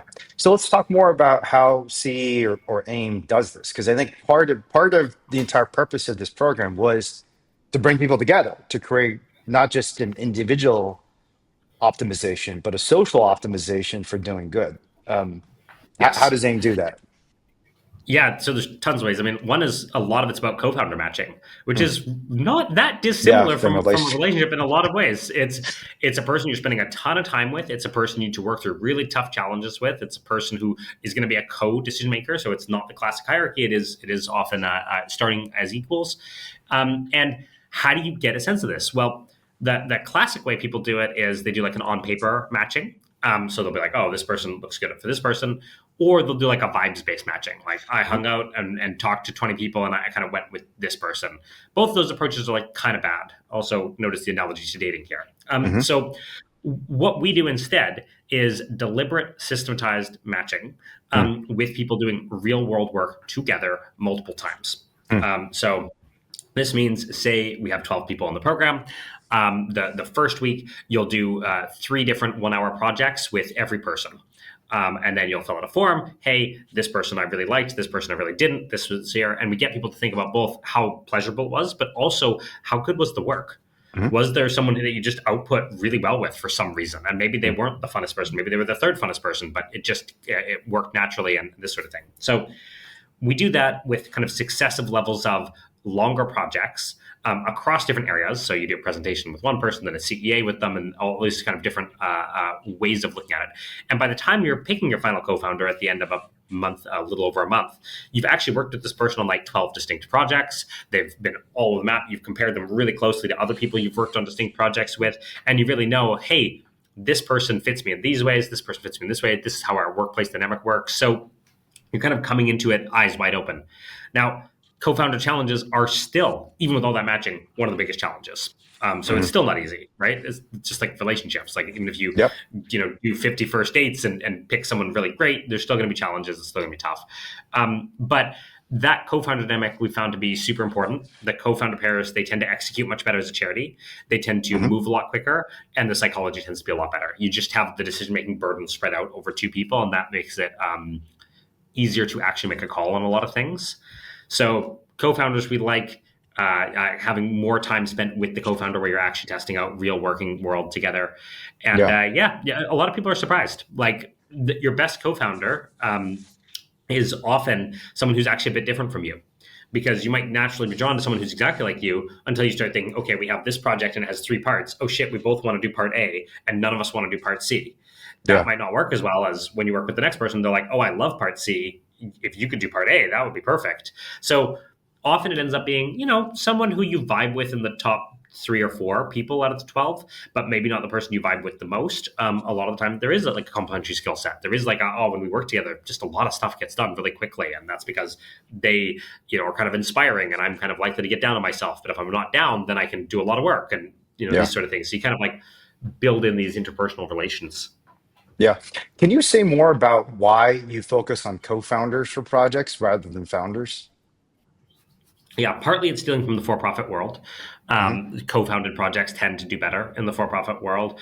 Partly it was stealing from models that we had seen work, and we did deviate with this a little bit. So we've had projects that have had three founders, and we've had projects that have had one founder, and this sort of thing. But two does just seem to be the sweet spot. At more co-founders, your burn rate goes up. So if you're at three or four, it's expensive to run your charity, and then you kind of get capped by how much you can actually test in a shorter period of time with the same kind of runway. And then one person, it's just very tough. There have been solo co-founders that have been successful. It's not impossible, Hmm. but it's like half as likely to be successful as when you have two co-founders. Interesting. I mean, if it's half as successful, does that mean because you're, in terms of human capital and probably financial resources as well, you're going to do about as well because you're using half the resources and half the people, even if it's half the success rate?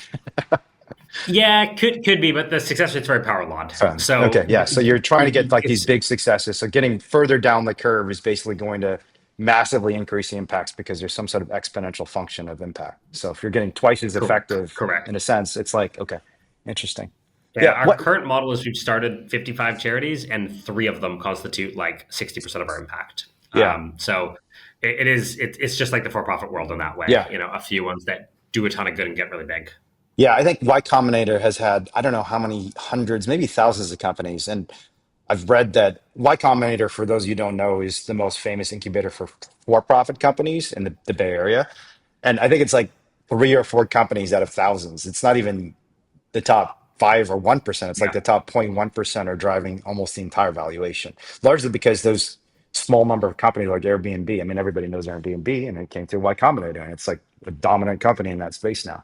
What do you think people can learn about your process of like social matching and project matching just in their ordinary lives? Like if I'm just out there in the world trying to figure out how to be a more effective person or a more altruistic person, what is the guidance you think you've learned from this social experiment of trying to match these highly motivated people to make the world a better place? Yeah, I think one general lesson with hiring and dating and social matching with co-founders is the more real world your tests can be, the better. Yeah. So part of why our matching process works is we're giving people projects that are very similar to what they're going to be doing once they found a charity together Mhm. and getting that test in. So if you're thinking, okay, would I work well with this person? Work with them. Don't do abstract quizzes. Don't like hang out casually at a pub. Like however, whatever you can get as close to possible as what you're actually going to be doing, the closest level of simulation. I think that goes a really long way. I actually think for career selection, this is good advice as well. Like, do you think you'll like being a doctor? Try to Mhm. find the thing that most closely simulates the real world experience of being a doctor. Maybe that's job shadowing someone. Maybe that's getting an internship in a certain way. Um, Not studying a medical textbook. That's a million miles away from what being a doctor actually feels like. So Mhm.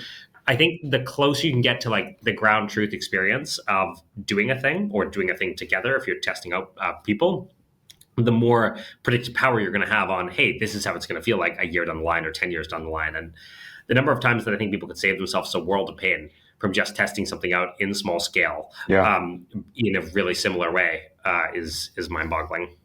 Yeah, this is actually just one of the fundamental revolutions in social scientific research over the last 20 years because there are all these things that were lab experiments that just don't hold up in the field. And I'm the same scholar, Esther Duflo, I think influenced you a lot. She was one of those people who really changed the name of the game because instead of doing like little experiments involving 100 undergraduates at MIT, she actually went to India and like studied global poverty in the real world and found enormous interventions that people didn't realize, and also some things that we thought might work because they worked in inducing pro-social behavior among undergraduates at MIT where she's a professor, but don't work at all when you're working in sub-Saharan Africa or Southeast Asia. So I think getting out into the real world is super important.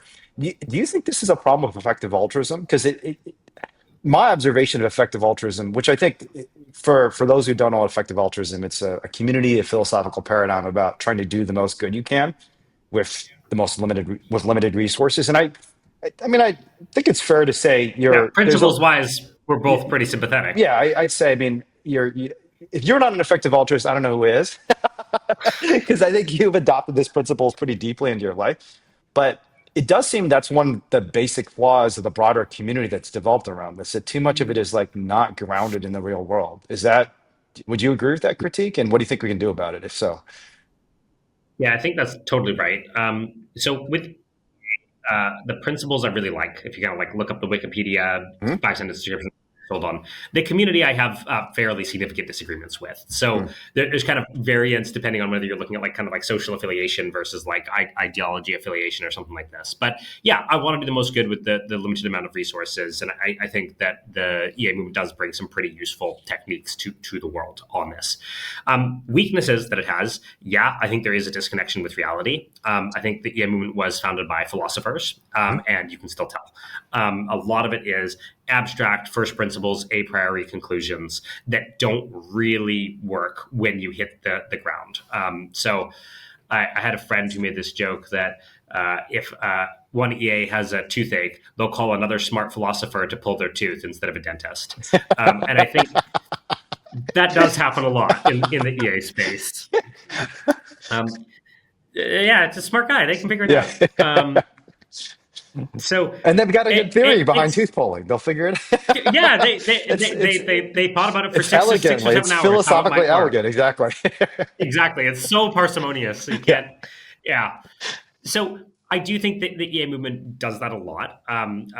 Another way they do this is they'll put everything into a spreadsheet model, and I Uh, love my spreadsheets more than sure. almost anybody else. But ultimately, the spreadsheet is a model of Yeah. reality. It is not Not reality. data. Yeah. And if you're putting fairly garbage inputs in, like your best guess based off sitting in an armchair for an hour, unsurprisingly, the results you get are basically garbage. Yeah. So it is a priori reasoning useful? Sure. It doesn't have a place to come up with unconventional ideas. Yeah, but also there has to be a much more heavy grounded empirical Yeah. assessment, right? I mean, with our charities, wouldn't it be great if we could just sit and think about it and do big, deep research and then come up with the best idea that definitely hits?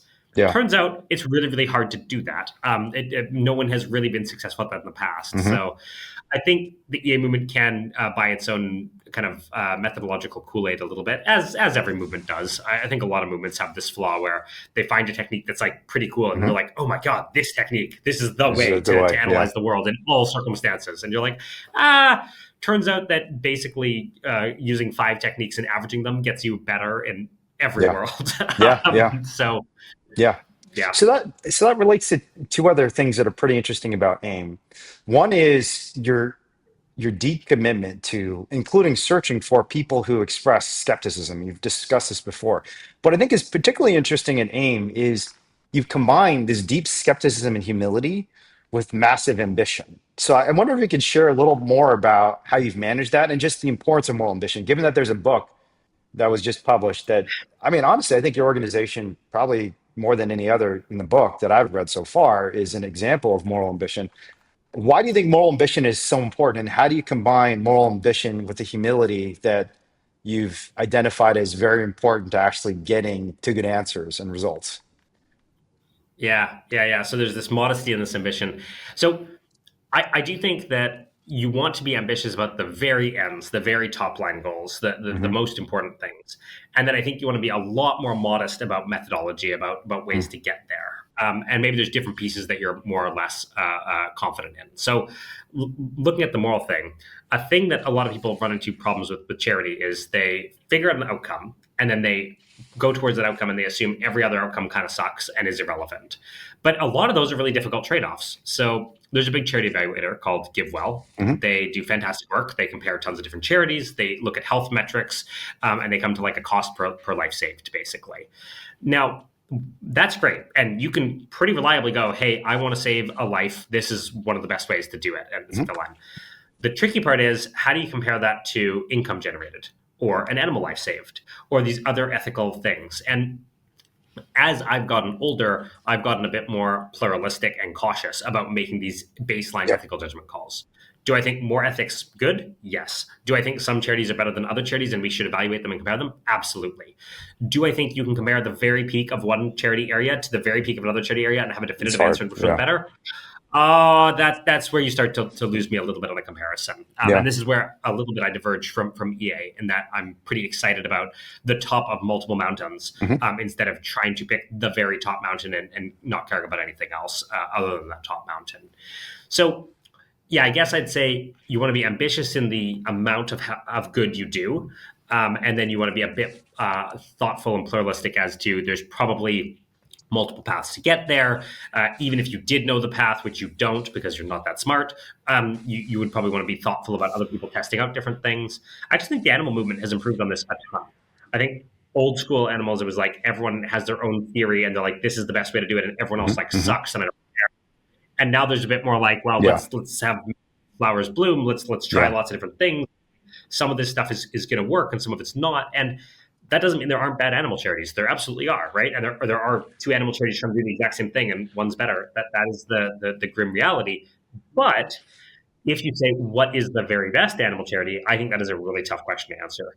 yeah, And I think if you think one charity, you're probably a bit naive, a bit overestimating a single way of looking at the world. If you think it's 10,000 charities, you're probably a bit too pluralistic. You probably aren't kind of making the hard calls that you have to. So I don't know.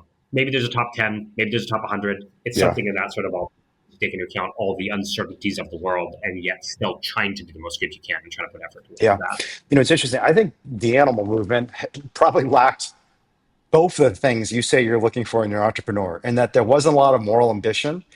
A lot of even the goal setting for the organizations tended to be very, very small scale stuff that would not even by the activist's own description be described as particularly ambitious, right?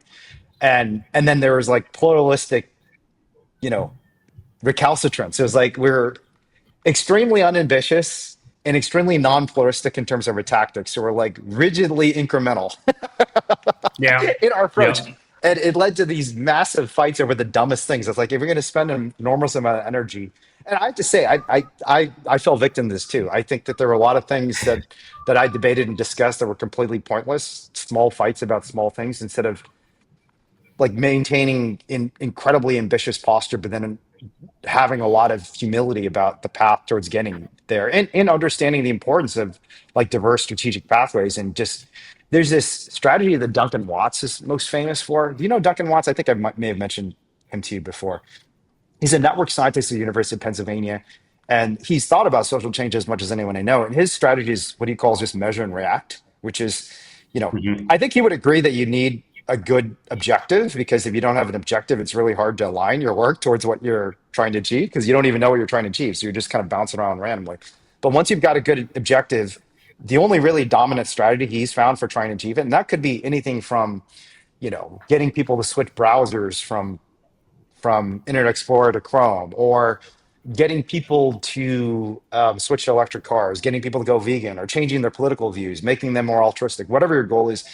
Because social change is so complex and also just so rapidly changing, the only thing you can really do is try a bunch of random shit, kind of not random, but I mean, have a theory behind it, have a strategy behind it, but try things and then react to the results after you measure the results, right? Invest more in things that are Yeah. working and pull back from the things that aren't working. And he's had a lot of success with the Yeah. companies he worked with. He was at Microsoft Research when I first met him, and a lot of social media and technology companies have adopted their sort of strategy.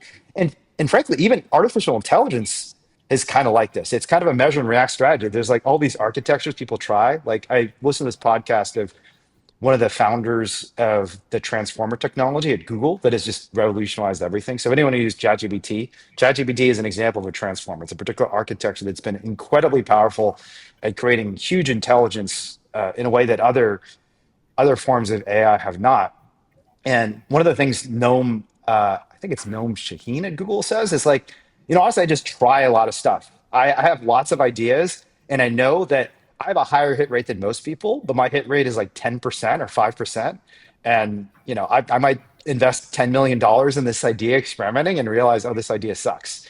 But you just have to try a lot of Yep. things and react to the current circumstances and say, this is the thing that's working. Let's invest more into this. Um, Yeah, I yeah. think that's totally right. I think this is part of why feedback loops are so important, because if you don't have feedback loops, you can invest a huge amount of time and Hmm. energy Hmm. without actually knowing whether you're making progress. But Yeah. if you do have feedback loops, then test things against reality, do Yeah. small scale things. If it works, scale it up, and then do that 10 times, or pivot 5 times to kind of find something that does scale up. So I do think, what would a healthy ecosystem for doing good look Hmm. like? It would probably look like tons of small scale experiments, pretty high liberalness in terms of starting up a small scale experiment, putting a little bit of resources into it, a couple talented people's time, a little bit of money, but then being pretty harsh on killing and cutting those projects based on real world feedback. Hmm. So, okay, now these projects have gone on for a year or 2 years. Looks like this is the top third. Let's keep those. Let's kill the bottom 2/3. And you'd have this constant testing and iterative pressure. And unfortunately, that's not really how the NGO world works, right? Yeah. Mostly, if you survive long enough, it just becomes progressively easier to survive, regardless of whether it's working. And the feedback loops are mostly donor centric, so about Hmm. Hmm. marketing and fundraising, as opposed to beneficiary centric, how much people you're actually helping. So, yeah, lots of problems with that. But I do think tight feedback loops make a huge difference. I'm a bit skeptical of anywhere where you can't get these feedback loops in terms of areas to work in, because Yeah. humans are just so bad without feedback loops. We learn terribly, we make low progress, and this sort of thing. And this is another kind of qualm I have with the AIM movement, is the AIM movement doesn't favor feedback loops as heavily as us at AIM do. And it's basically because we just assume more ignorance. We assume that we don't know as much. We assume that we can't predict which are going to be the hits and which are going Yeah. to be the misses. So you just test these out, and you can only really test things out if you get feedback. Yeah.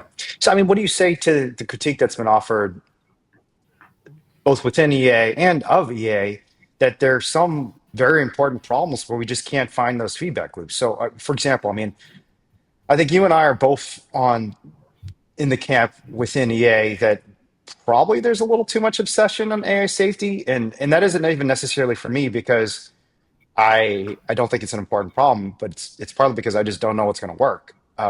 But a lot of people would say, well, that's precisely why we need a lot of investment in this space, because we don't even have the feedback loops to figure out what's going to work or not. And conceptually, this seems like something that could be very important in the world. For folks who are not AI filled, there might be other examples like political institutions. So another one of my former professors, Durand, one of his harshest critiques of the EA movement is that they don't think about institutions and politics enough. And so, for example, you're trying to lift people out of poverty and prevent starvation and improve healthcare. Your political institutions are probably the name of the game. I mean, you could have a Yeah. very resource deprived country like Taiwan and have extremely good outcomes if you have good political institutions. You could have an incredibly wealthy area of the world like Nigeria potentially and have very bad outcomes if the political institutions are bad. But it's really hard to get type feedback loops on something like improving democracy. Yet it seems conceptually, and maybe even empirically, this seems causally pretty important. So, I mean, even at the individual level, like you talk about important things like relationships. I mean, I agree relationships are important. Relationships might be another context where this sort of tight feedback loop. I mean, it's you can't like iterate relationships over and over again very quickly, or at least Well, there's that's what most people do in their 20s. well, but there's negative consequences of that too. And even if I, something like a relationship, I mean, should you go to everyone you've broken up with and ask like, oh, what could I have done better? And what could you have done better? I mean, it's just, there's so many domains in life where these sorts of type feedback loops don't exist. I mean, what is your suggestion to people who think they're working on important problems or even developing important relationships and you can't create this mechanism of training yourself to get better through data? Yeah. So three different angles on this. Angle one: more things are measurable than people think. Hmm. It might seem unintuitive and hard and that sort of thing, but often there actually are ways. So, say we take the policy one, right? Maybe realistically, it's going to take 5 years to get a policy across the line. Well, shit, what do we measure? Because one policy every 5 years is brutal. Okay, well, can we take a step back from that and go, okay, well, what happens in our theory of change the blocks before the policy change happens? Okay, well, maybe we have these conversations with these 5 people. Okay, when do we expect that to happen? Say about year 3. Okay, well, let's step back from that. So ideally, you want to get as close to the ground truth as possible, absolutely. But if you can't, I think you can measure metrics up, and instead of going, forget measurement, we'll just use a priori now. I think you do try to measure things. They're just proxies. They're things that will show you that you're on the right Track, yeah. directionality to getting the thing that eventually you go. So I think you should measure stuff. The more negative version of this is maybe there are amazing things that happened, but they're like buying lottery tickets. The person who buys the lottery ticket and wins, that was a really smart move for them to buy a lottery ticket. Might not be that on average the smart move is to buy a lottery ticket. Mm-hmm. Maybe there are incredibly important things that would not have happened if not for high risk individuals who do this. But for you personally, for you thinking as a maximizing agent, how do I make the biggest difference? If 9 times out of 10 feedback loops perform super well, and 1 out of 1,000 times no feedback loop performs well, yeah, sure, you can point to 1,000 examples, but you're really playing a losing game over here, where you're playing kind of a winning game over here. I talk to people about this with innovations all the time, where people are like, oh, if we just had this innovation. And I'm like, you realize we haven't even rolled out the last innovation, right? Like, there are innovations that are just on the ground that we can just pick up and roll out. And then we don't even have to roll the dice. We already know this is a 10, and then we can just kind of implement it. So I think that's the next approach is like interpersonally, like, are you so confident that the class of people who do this outperform the class of people who do the feedback loop thing, that you want to kind of bet on that? And then if you do, really try to do this. And then the third approach that the third angle I just want to emphasize is your mind is just not as good as you think it is. So this is almost back to the beginning where we talk about meditation. Mm-hmm. Once you disassociate a little bit and you realize, okay, I really feel like internally this is the right way to do things. This feels super intuitive. I'm so convinced. How seriously should you take that piece of evidence? I have something I call the drunk human hypothesis, which is like, imagine you're drunk and your brain's like, hey, why don't you like jump off this 2-story balcony into the pool? That would be really fun. Often there's a little voice in your head that goes, maybe you shouldn't do that. I don't really trust my brain right now. And that's a very useful little voice. And some people don't have that and jump off the pool. So be it. But I have that voice on all the time. Mm-hmm. How strong should you take the evidence that you intellectually are convinced of something? Mm-hmm. I think the answer is not that strongly. There's all sorts of nonsense I have believed in the past. There's all sorts of nonsense you believed in the past. We know we're fallible. We know other people have been 100% convinced of something that was proven false like a day later. So I think in general, this is like how to deal with evidence. I like feedback loops. I like reality. I like empirical data. Me intellectually being convinced of something, I just don't take that seriously. So even if we're on a conversation and you just have like the best knockdown argument for something, I think the most I do is like read a book on it. I'm like, okay, shit, I don't know how to deal with this. I need to get more advanced in it. So I think that's the other thing I would say to people is like, maybe don't take your own belief quite so seriously, because you are probably more wrong than you think. You are probably a bit more fallible than you think, and that can lead you to doing, not things that are negative, but things that are a waste of time relative to if you just were a bit more skeptical of what you thought and really tried to get things where the rubber hits the road and where you can actually test them. Yeah, I think that probably is the winning strategy in most domains. Yeah. No, so I mean, I've spoken and written about this in the past, but one example, this lack of humility and lack of introspection in my own life is I just became pretty convinced, like a lot of vegans, that, oh, if you just show people cruelty, they'll go vegan very quickly. I mean, how could they not? I mean, this is what happened with me. So I'll just generalize everyone else from my own experience. Like I have my data set of one. And then there was some very bad empirical research. Very bad, not because I think people weren't making an effort, because I just think it's really hard to do good empirical research, suggesting that 2% of people were given a leaflet would go vegan. And I thought, oh, that, if anything, it seems higher than for me because I have a data set of one and I went vegan. So it's like 100%, right? And so I started just handing out leaflets like crazy at the University of Chicago about 20 years ago.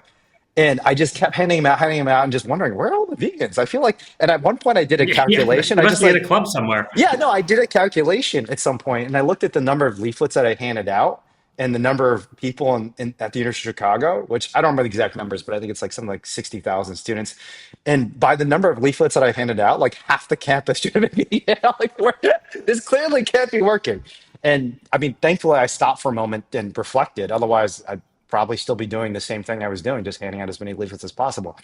I think the concern I have about this sort of like introspection is, and I think I've told you about this before, and I'm wondering how you combat this, is does it lead to inaction, right? Because I think action bias seems super important. If you care about the real world and you care about getting real world data, you actually have to do stuff and try stuff and then learn from it, right?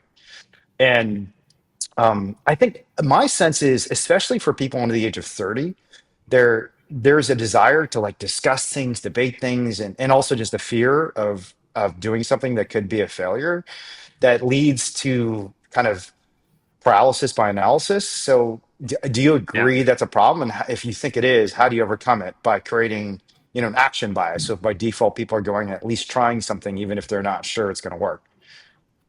Yeah. One thing I tell all my charities to do, and I think is a really useful life skill, is create specific plan reevaluation points. Mm. So have your goal be, I'm going to chase X as relentlessly as possible, and then I'm going to reevaluate hard with a skeptical hat on, really review my actions. Because the thing is, doing something to completion, even if it's useless, is much more valuable than half doing five things.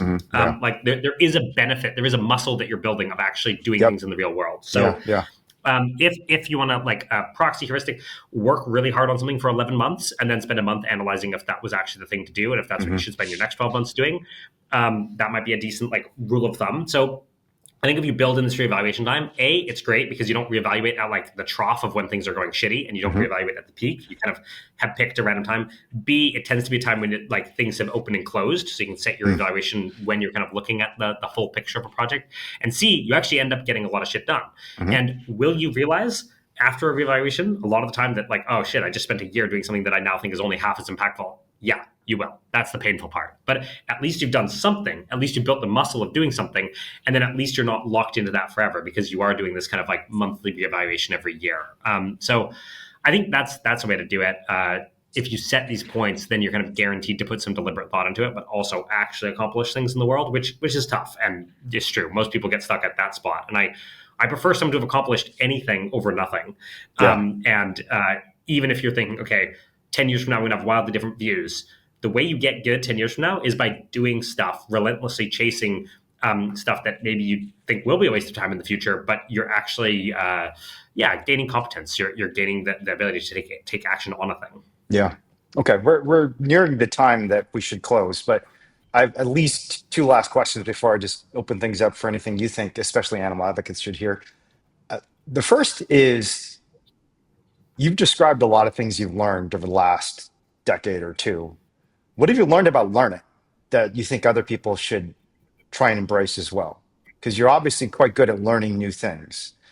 Are there any insights, and maybe even relatively recent insights about AI, that you've learned about learning that you could share with others who are also trying to learn at the speed and depth at which you've been able to learn? Yeah, I do have one thing that comes to mind, which is you would like to assume that you'd read a whole book and you'll remember the whole book, and that would be great. That's not really how it works. Basically, what you're doing is you're picking up principles. You're reading a whole book, and maybe a good book you'll pull out 5 principles from, maybe a bad book you'll pull out 1 principle from, or something like that. And what's important to remember is the principle. That's the core. So growth mindset is an example that I use for this book. The book has 110 examples. It has all these iterations, but the real core, the real important thing you need to remember about the whole book of growth mindset and the concept of growth mindset is, if you have this mindset that things can grow and change and develop, you do a lot better than if you have a more fixed mindset of things that don't. That's the one sentence. And I think the more you can get content crushed down into its essence, the more you're able to retain. Yeah. So I have these principles. They're like the 3 H's and the optimizations under them, and there's like 27 of them. That's already about as many as a brain can hold. So I think when you learn something, you want to kind of commoditize it down to what's the paragraph to remember, what's the sentence to remember, what's the takeaway. If you can read 1,000 nutrition books, but if it's eat food, not too much, mostly plants, there's the one thing you remember. You've actually gained a lot from that short reframe. So I think that would be one advice that I'd give is learn a lot, but when it's fresh in your head, condense it down to the piece that you actually want to and can cognitively fit and remember. And then you end up with these 50 really good heuristics that are each 3 books backing them. But that's the principle that kind of allows you to execute it in the real world. Can I ask you a quick question about that? Does that mean you don't read entire books? Because I know this is infamously Sam Bankman-Fried said this. Why would anyone read a book? Everything you need to learn can be learned in a blog post. I am the opposite. I read a lot. So I read 50 to 60 books a year, all nonfiction. Okay. A lot of them are audiobooks because I'll do it while I'm walking somewhere or biking somewhere. But I actually think books are super valuable. I actually think it's almost the opposite. The longer the form of content, the better, because the first 10% of most things is intro and fluff. And then you only get to the good stuff later. So I actually really like long books, especially because you get the same intro stuff that you've read in 100 other books. And then the real content is kind of the depth and the heavier part. Blog posts often are 80% intro, and then you only get like Yeah, one yeah, little yeah. fun fact at the bottom. So yeah, I lean the other way. I mean, there are a lot of great blogs as well, but I really like long form books. So why is that though? I mean, if you're just trying to kind of encode this really simple principle, why can't you just read the principle? Why do you need to read the entire book? I mean, Sam Bankman-Fried would say, and maybe he's not the best role model given what happened with him. Although I actually have a very contrary opinion of SPF than everyone else. So I actually still think he was in many ways a very praiseworthy person. But he would say, well, I mean, if you just need the principle, just read the principle. I mean, you just wasted 3 hours of your Yeah. time you could have gotten in 3 seconds. Well, this is classic EA naive thinking. Yeah, I agree with Yes, that. in theory, you just need to read one sentence to internalize it. In practice, Yeah, often it takes a book or multiple books. books Yeah, to actually internalize a concept. How many times do you think I had to read that stupid 3H technique where I ask my partner whether they yeah, need helpful, a hug or heard? You can hear that, right? Like now everyone's heard it. I guarantee that almost no one who listens to this will use it yeah, 100% of the time, right? yeah, It's really tough to actually deeply understand a concept yeah. in that way. So I think the book helps with the understanding, even if the long term memory is the short form of the principle. Yeah, no, I agree with that 100%. I found that it's surprising how often relatively simple principles actually require quite a high degree of sophistication to understand how to implement, and you don't actually develop that deeper understanding. There's like an overfitting problem where, and your inclination Yep. is always just to Yep. do the same thing you've always done, even with new principles, until you've actually looked through 100 different examples. It's kind of like doing a problem set. So I was an econ student, and so you do a problem set, and you can look at like one example of a problem of some principle, and you could just copy the notes of your professor and say like, oh, I understand this one problem. You might think you understand it, and you get like a slightly different version of the same problem, and you realize, oh, I actually don't understand this problem at all because you can't solve the Yep. problem set. Yep. It actually requires you to do like 200 problems, and then finally you might have some understanding of it. So I agree with this 100%. Exactly. I And think, yeah, you might only remember the formula, but to really be a master of that formula, you've yeah, probably used it in 20 different 20, ways. You've probably read a whole bunch on yeah, it. So okay. yeah. Okay, great. Anything else? What else have you learned about learning? Is there anything else that you'd pass along and say like, all right, if you want to learn as quickly and effectively as I have, what are the things you should do? Yeah, I think another one that I'd mention is just your community has some great techniques and answers, and Mm. then you will hit diminishing returns on it, and you need to get outside of Yep. that. Yeah. So I learned a lot from the EA movement. Hmm. Most of my learning now does not come from the Yeah, EA maybe. movement. I Interesting. learned a lot from the animal movement. Most of my Maybe learning now doesn't. does not come from the animal movement. Most of my learning comes from surprising people I haven't talked to as much about, surprising concepts, surprising books. Like after you've read 50 psychology books, you're Hmm. probably hitting diminishing returns on psychology. Yeah. So I think there is like if you can go for breadth in the knowledge that you're Hmm. intaking, and then go for narrowness in like the kind of pump up of social affiliation and communities that you're spending time in. Yeah. That kind of gives you the best of both worlds, because then you can pull something from econ into your field. You can pull something from psychology into your field. Yeah. So yeah. I'm a bit cautious about just reading the 10 books that everyone else in your network has read. Hmm. In many ways, those are the least valuable Yeah. books, because Yeah. you're going to kind of get all those lessons by proxy anyways. So I like reading stuff outside of the Overton window of your community. So how do you find this other kind of domain of knowledge that your internal community doesn't have a lot of expertise in? Yeah, so I mean, I actually just look at like Goodreads and Audible like sales Really? and Wow. like best-selling nonfiction books and this sort of thing. Like it's all nonfiction, so there is a filter there, but I do think going quite broad that way. I have a little recipe where I read a review of it, listen to the audio like snippet that's available, and then decide whether to purchase the book or not. And then even then, I don't finish all the books. I probably stop quite a few of them partway Mm. through. But yeah, I think going broad is good. I do think there's Goodreads, which is like Facebook of Hmm. books, and if you have a bunch of distant friends on there and you get a friend of a friend who recommends something, I think that's valuable. But yeah, as soon as something's on 10 of my friends' bookshelves, I'm a bit cautious of like, okay, this probably isn't going to give me Yeah. the most peak knowledge. But also, you can just read more. I mean, your community's probably not reading 50 books a year, Yeah. right? Yeah. So Yeah. once you start reading 50 books, you're probably hitting like 40 ones that are kind of outside of the Overton window as well. Yeah. It All right. also So works socially, by the way. Like, learn and spend time with people outside of your community, maybe even if they're not perfectly ethically aligned with you. I think that there's a lot of knowledge that cross applies. Like, probably the best thing a lot of animal activists could do, honestly, is like spend a bit of time in other communities, like steal techniques and lessons from those communities and bring them to the animal space. yeah. Like, that's where a lot of the value could come from. And grab a few talented people while you're over there. Yeah. I think that's right. I think that's 100% of the success I've experienced, a lot of it has just come from, frankly, ideas that were stolen from other contexts. It wasn't stuff that, Yeah. I figured out on my own. It was like, oh, this is really working in this other context. Let's try this here. And I think there's some pretty interesting research showing that people who have cross are interdisciplinary collaborators, and even just collaborators who are living in other countries, there's those papers end up having more citation impact. They're just more innovative by objective metrics.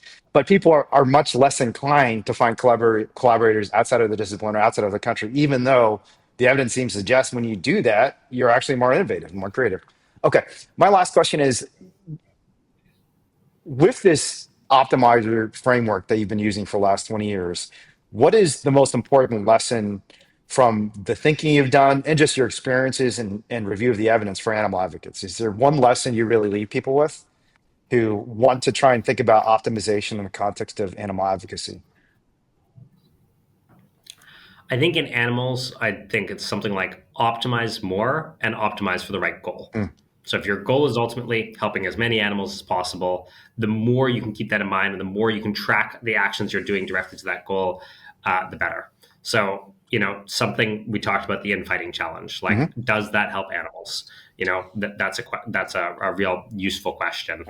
mhm, So yeah, I think a lot of it ties back to that. Maybe it makes you a bit more ecosystem-y. Maybe it makes mhm, you a bit more modest.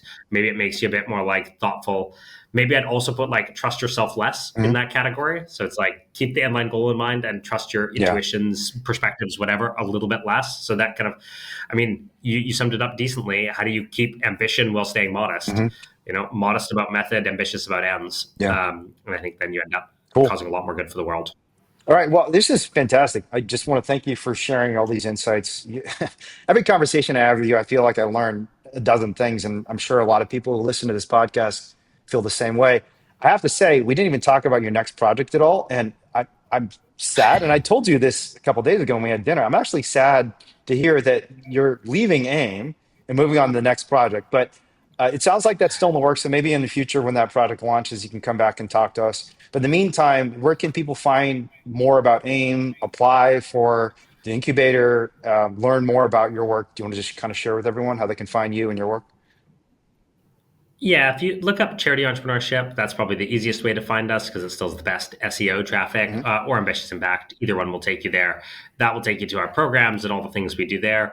I have a Substack called Measured Life, which is fairly subscribed to, so you can find that if you're interested in kind of like a bit more all over the place writing and thoughts that are not just aim centric.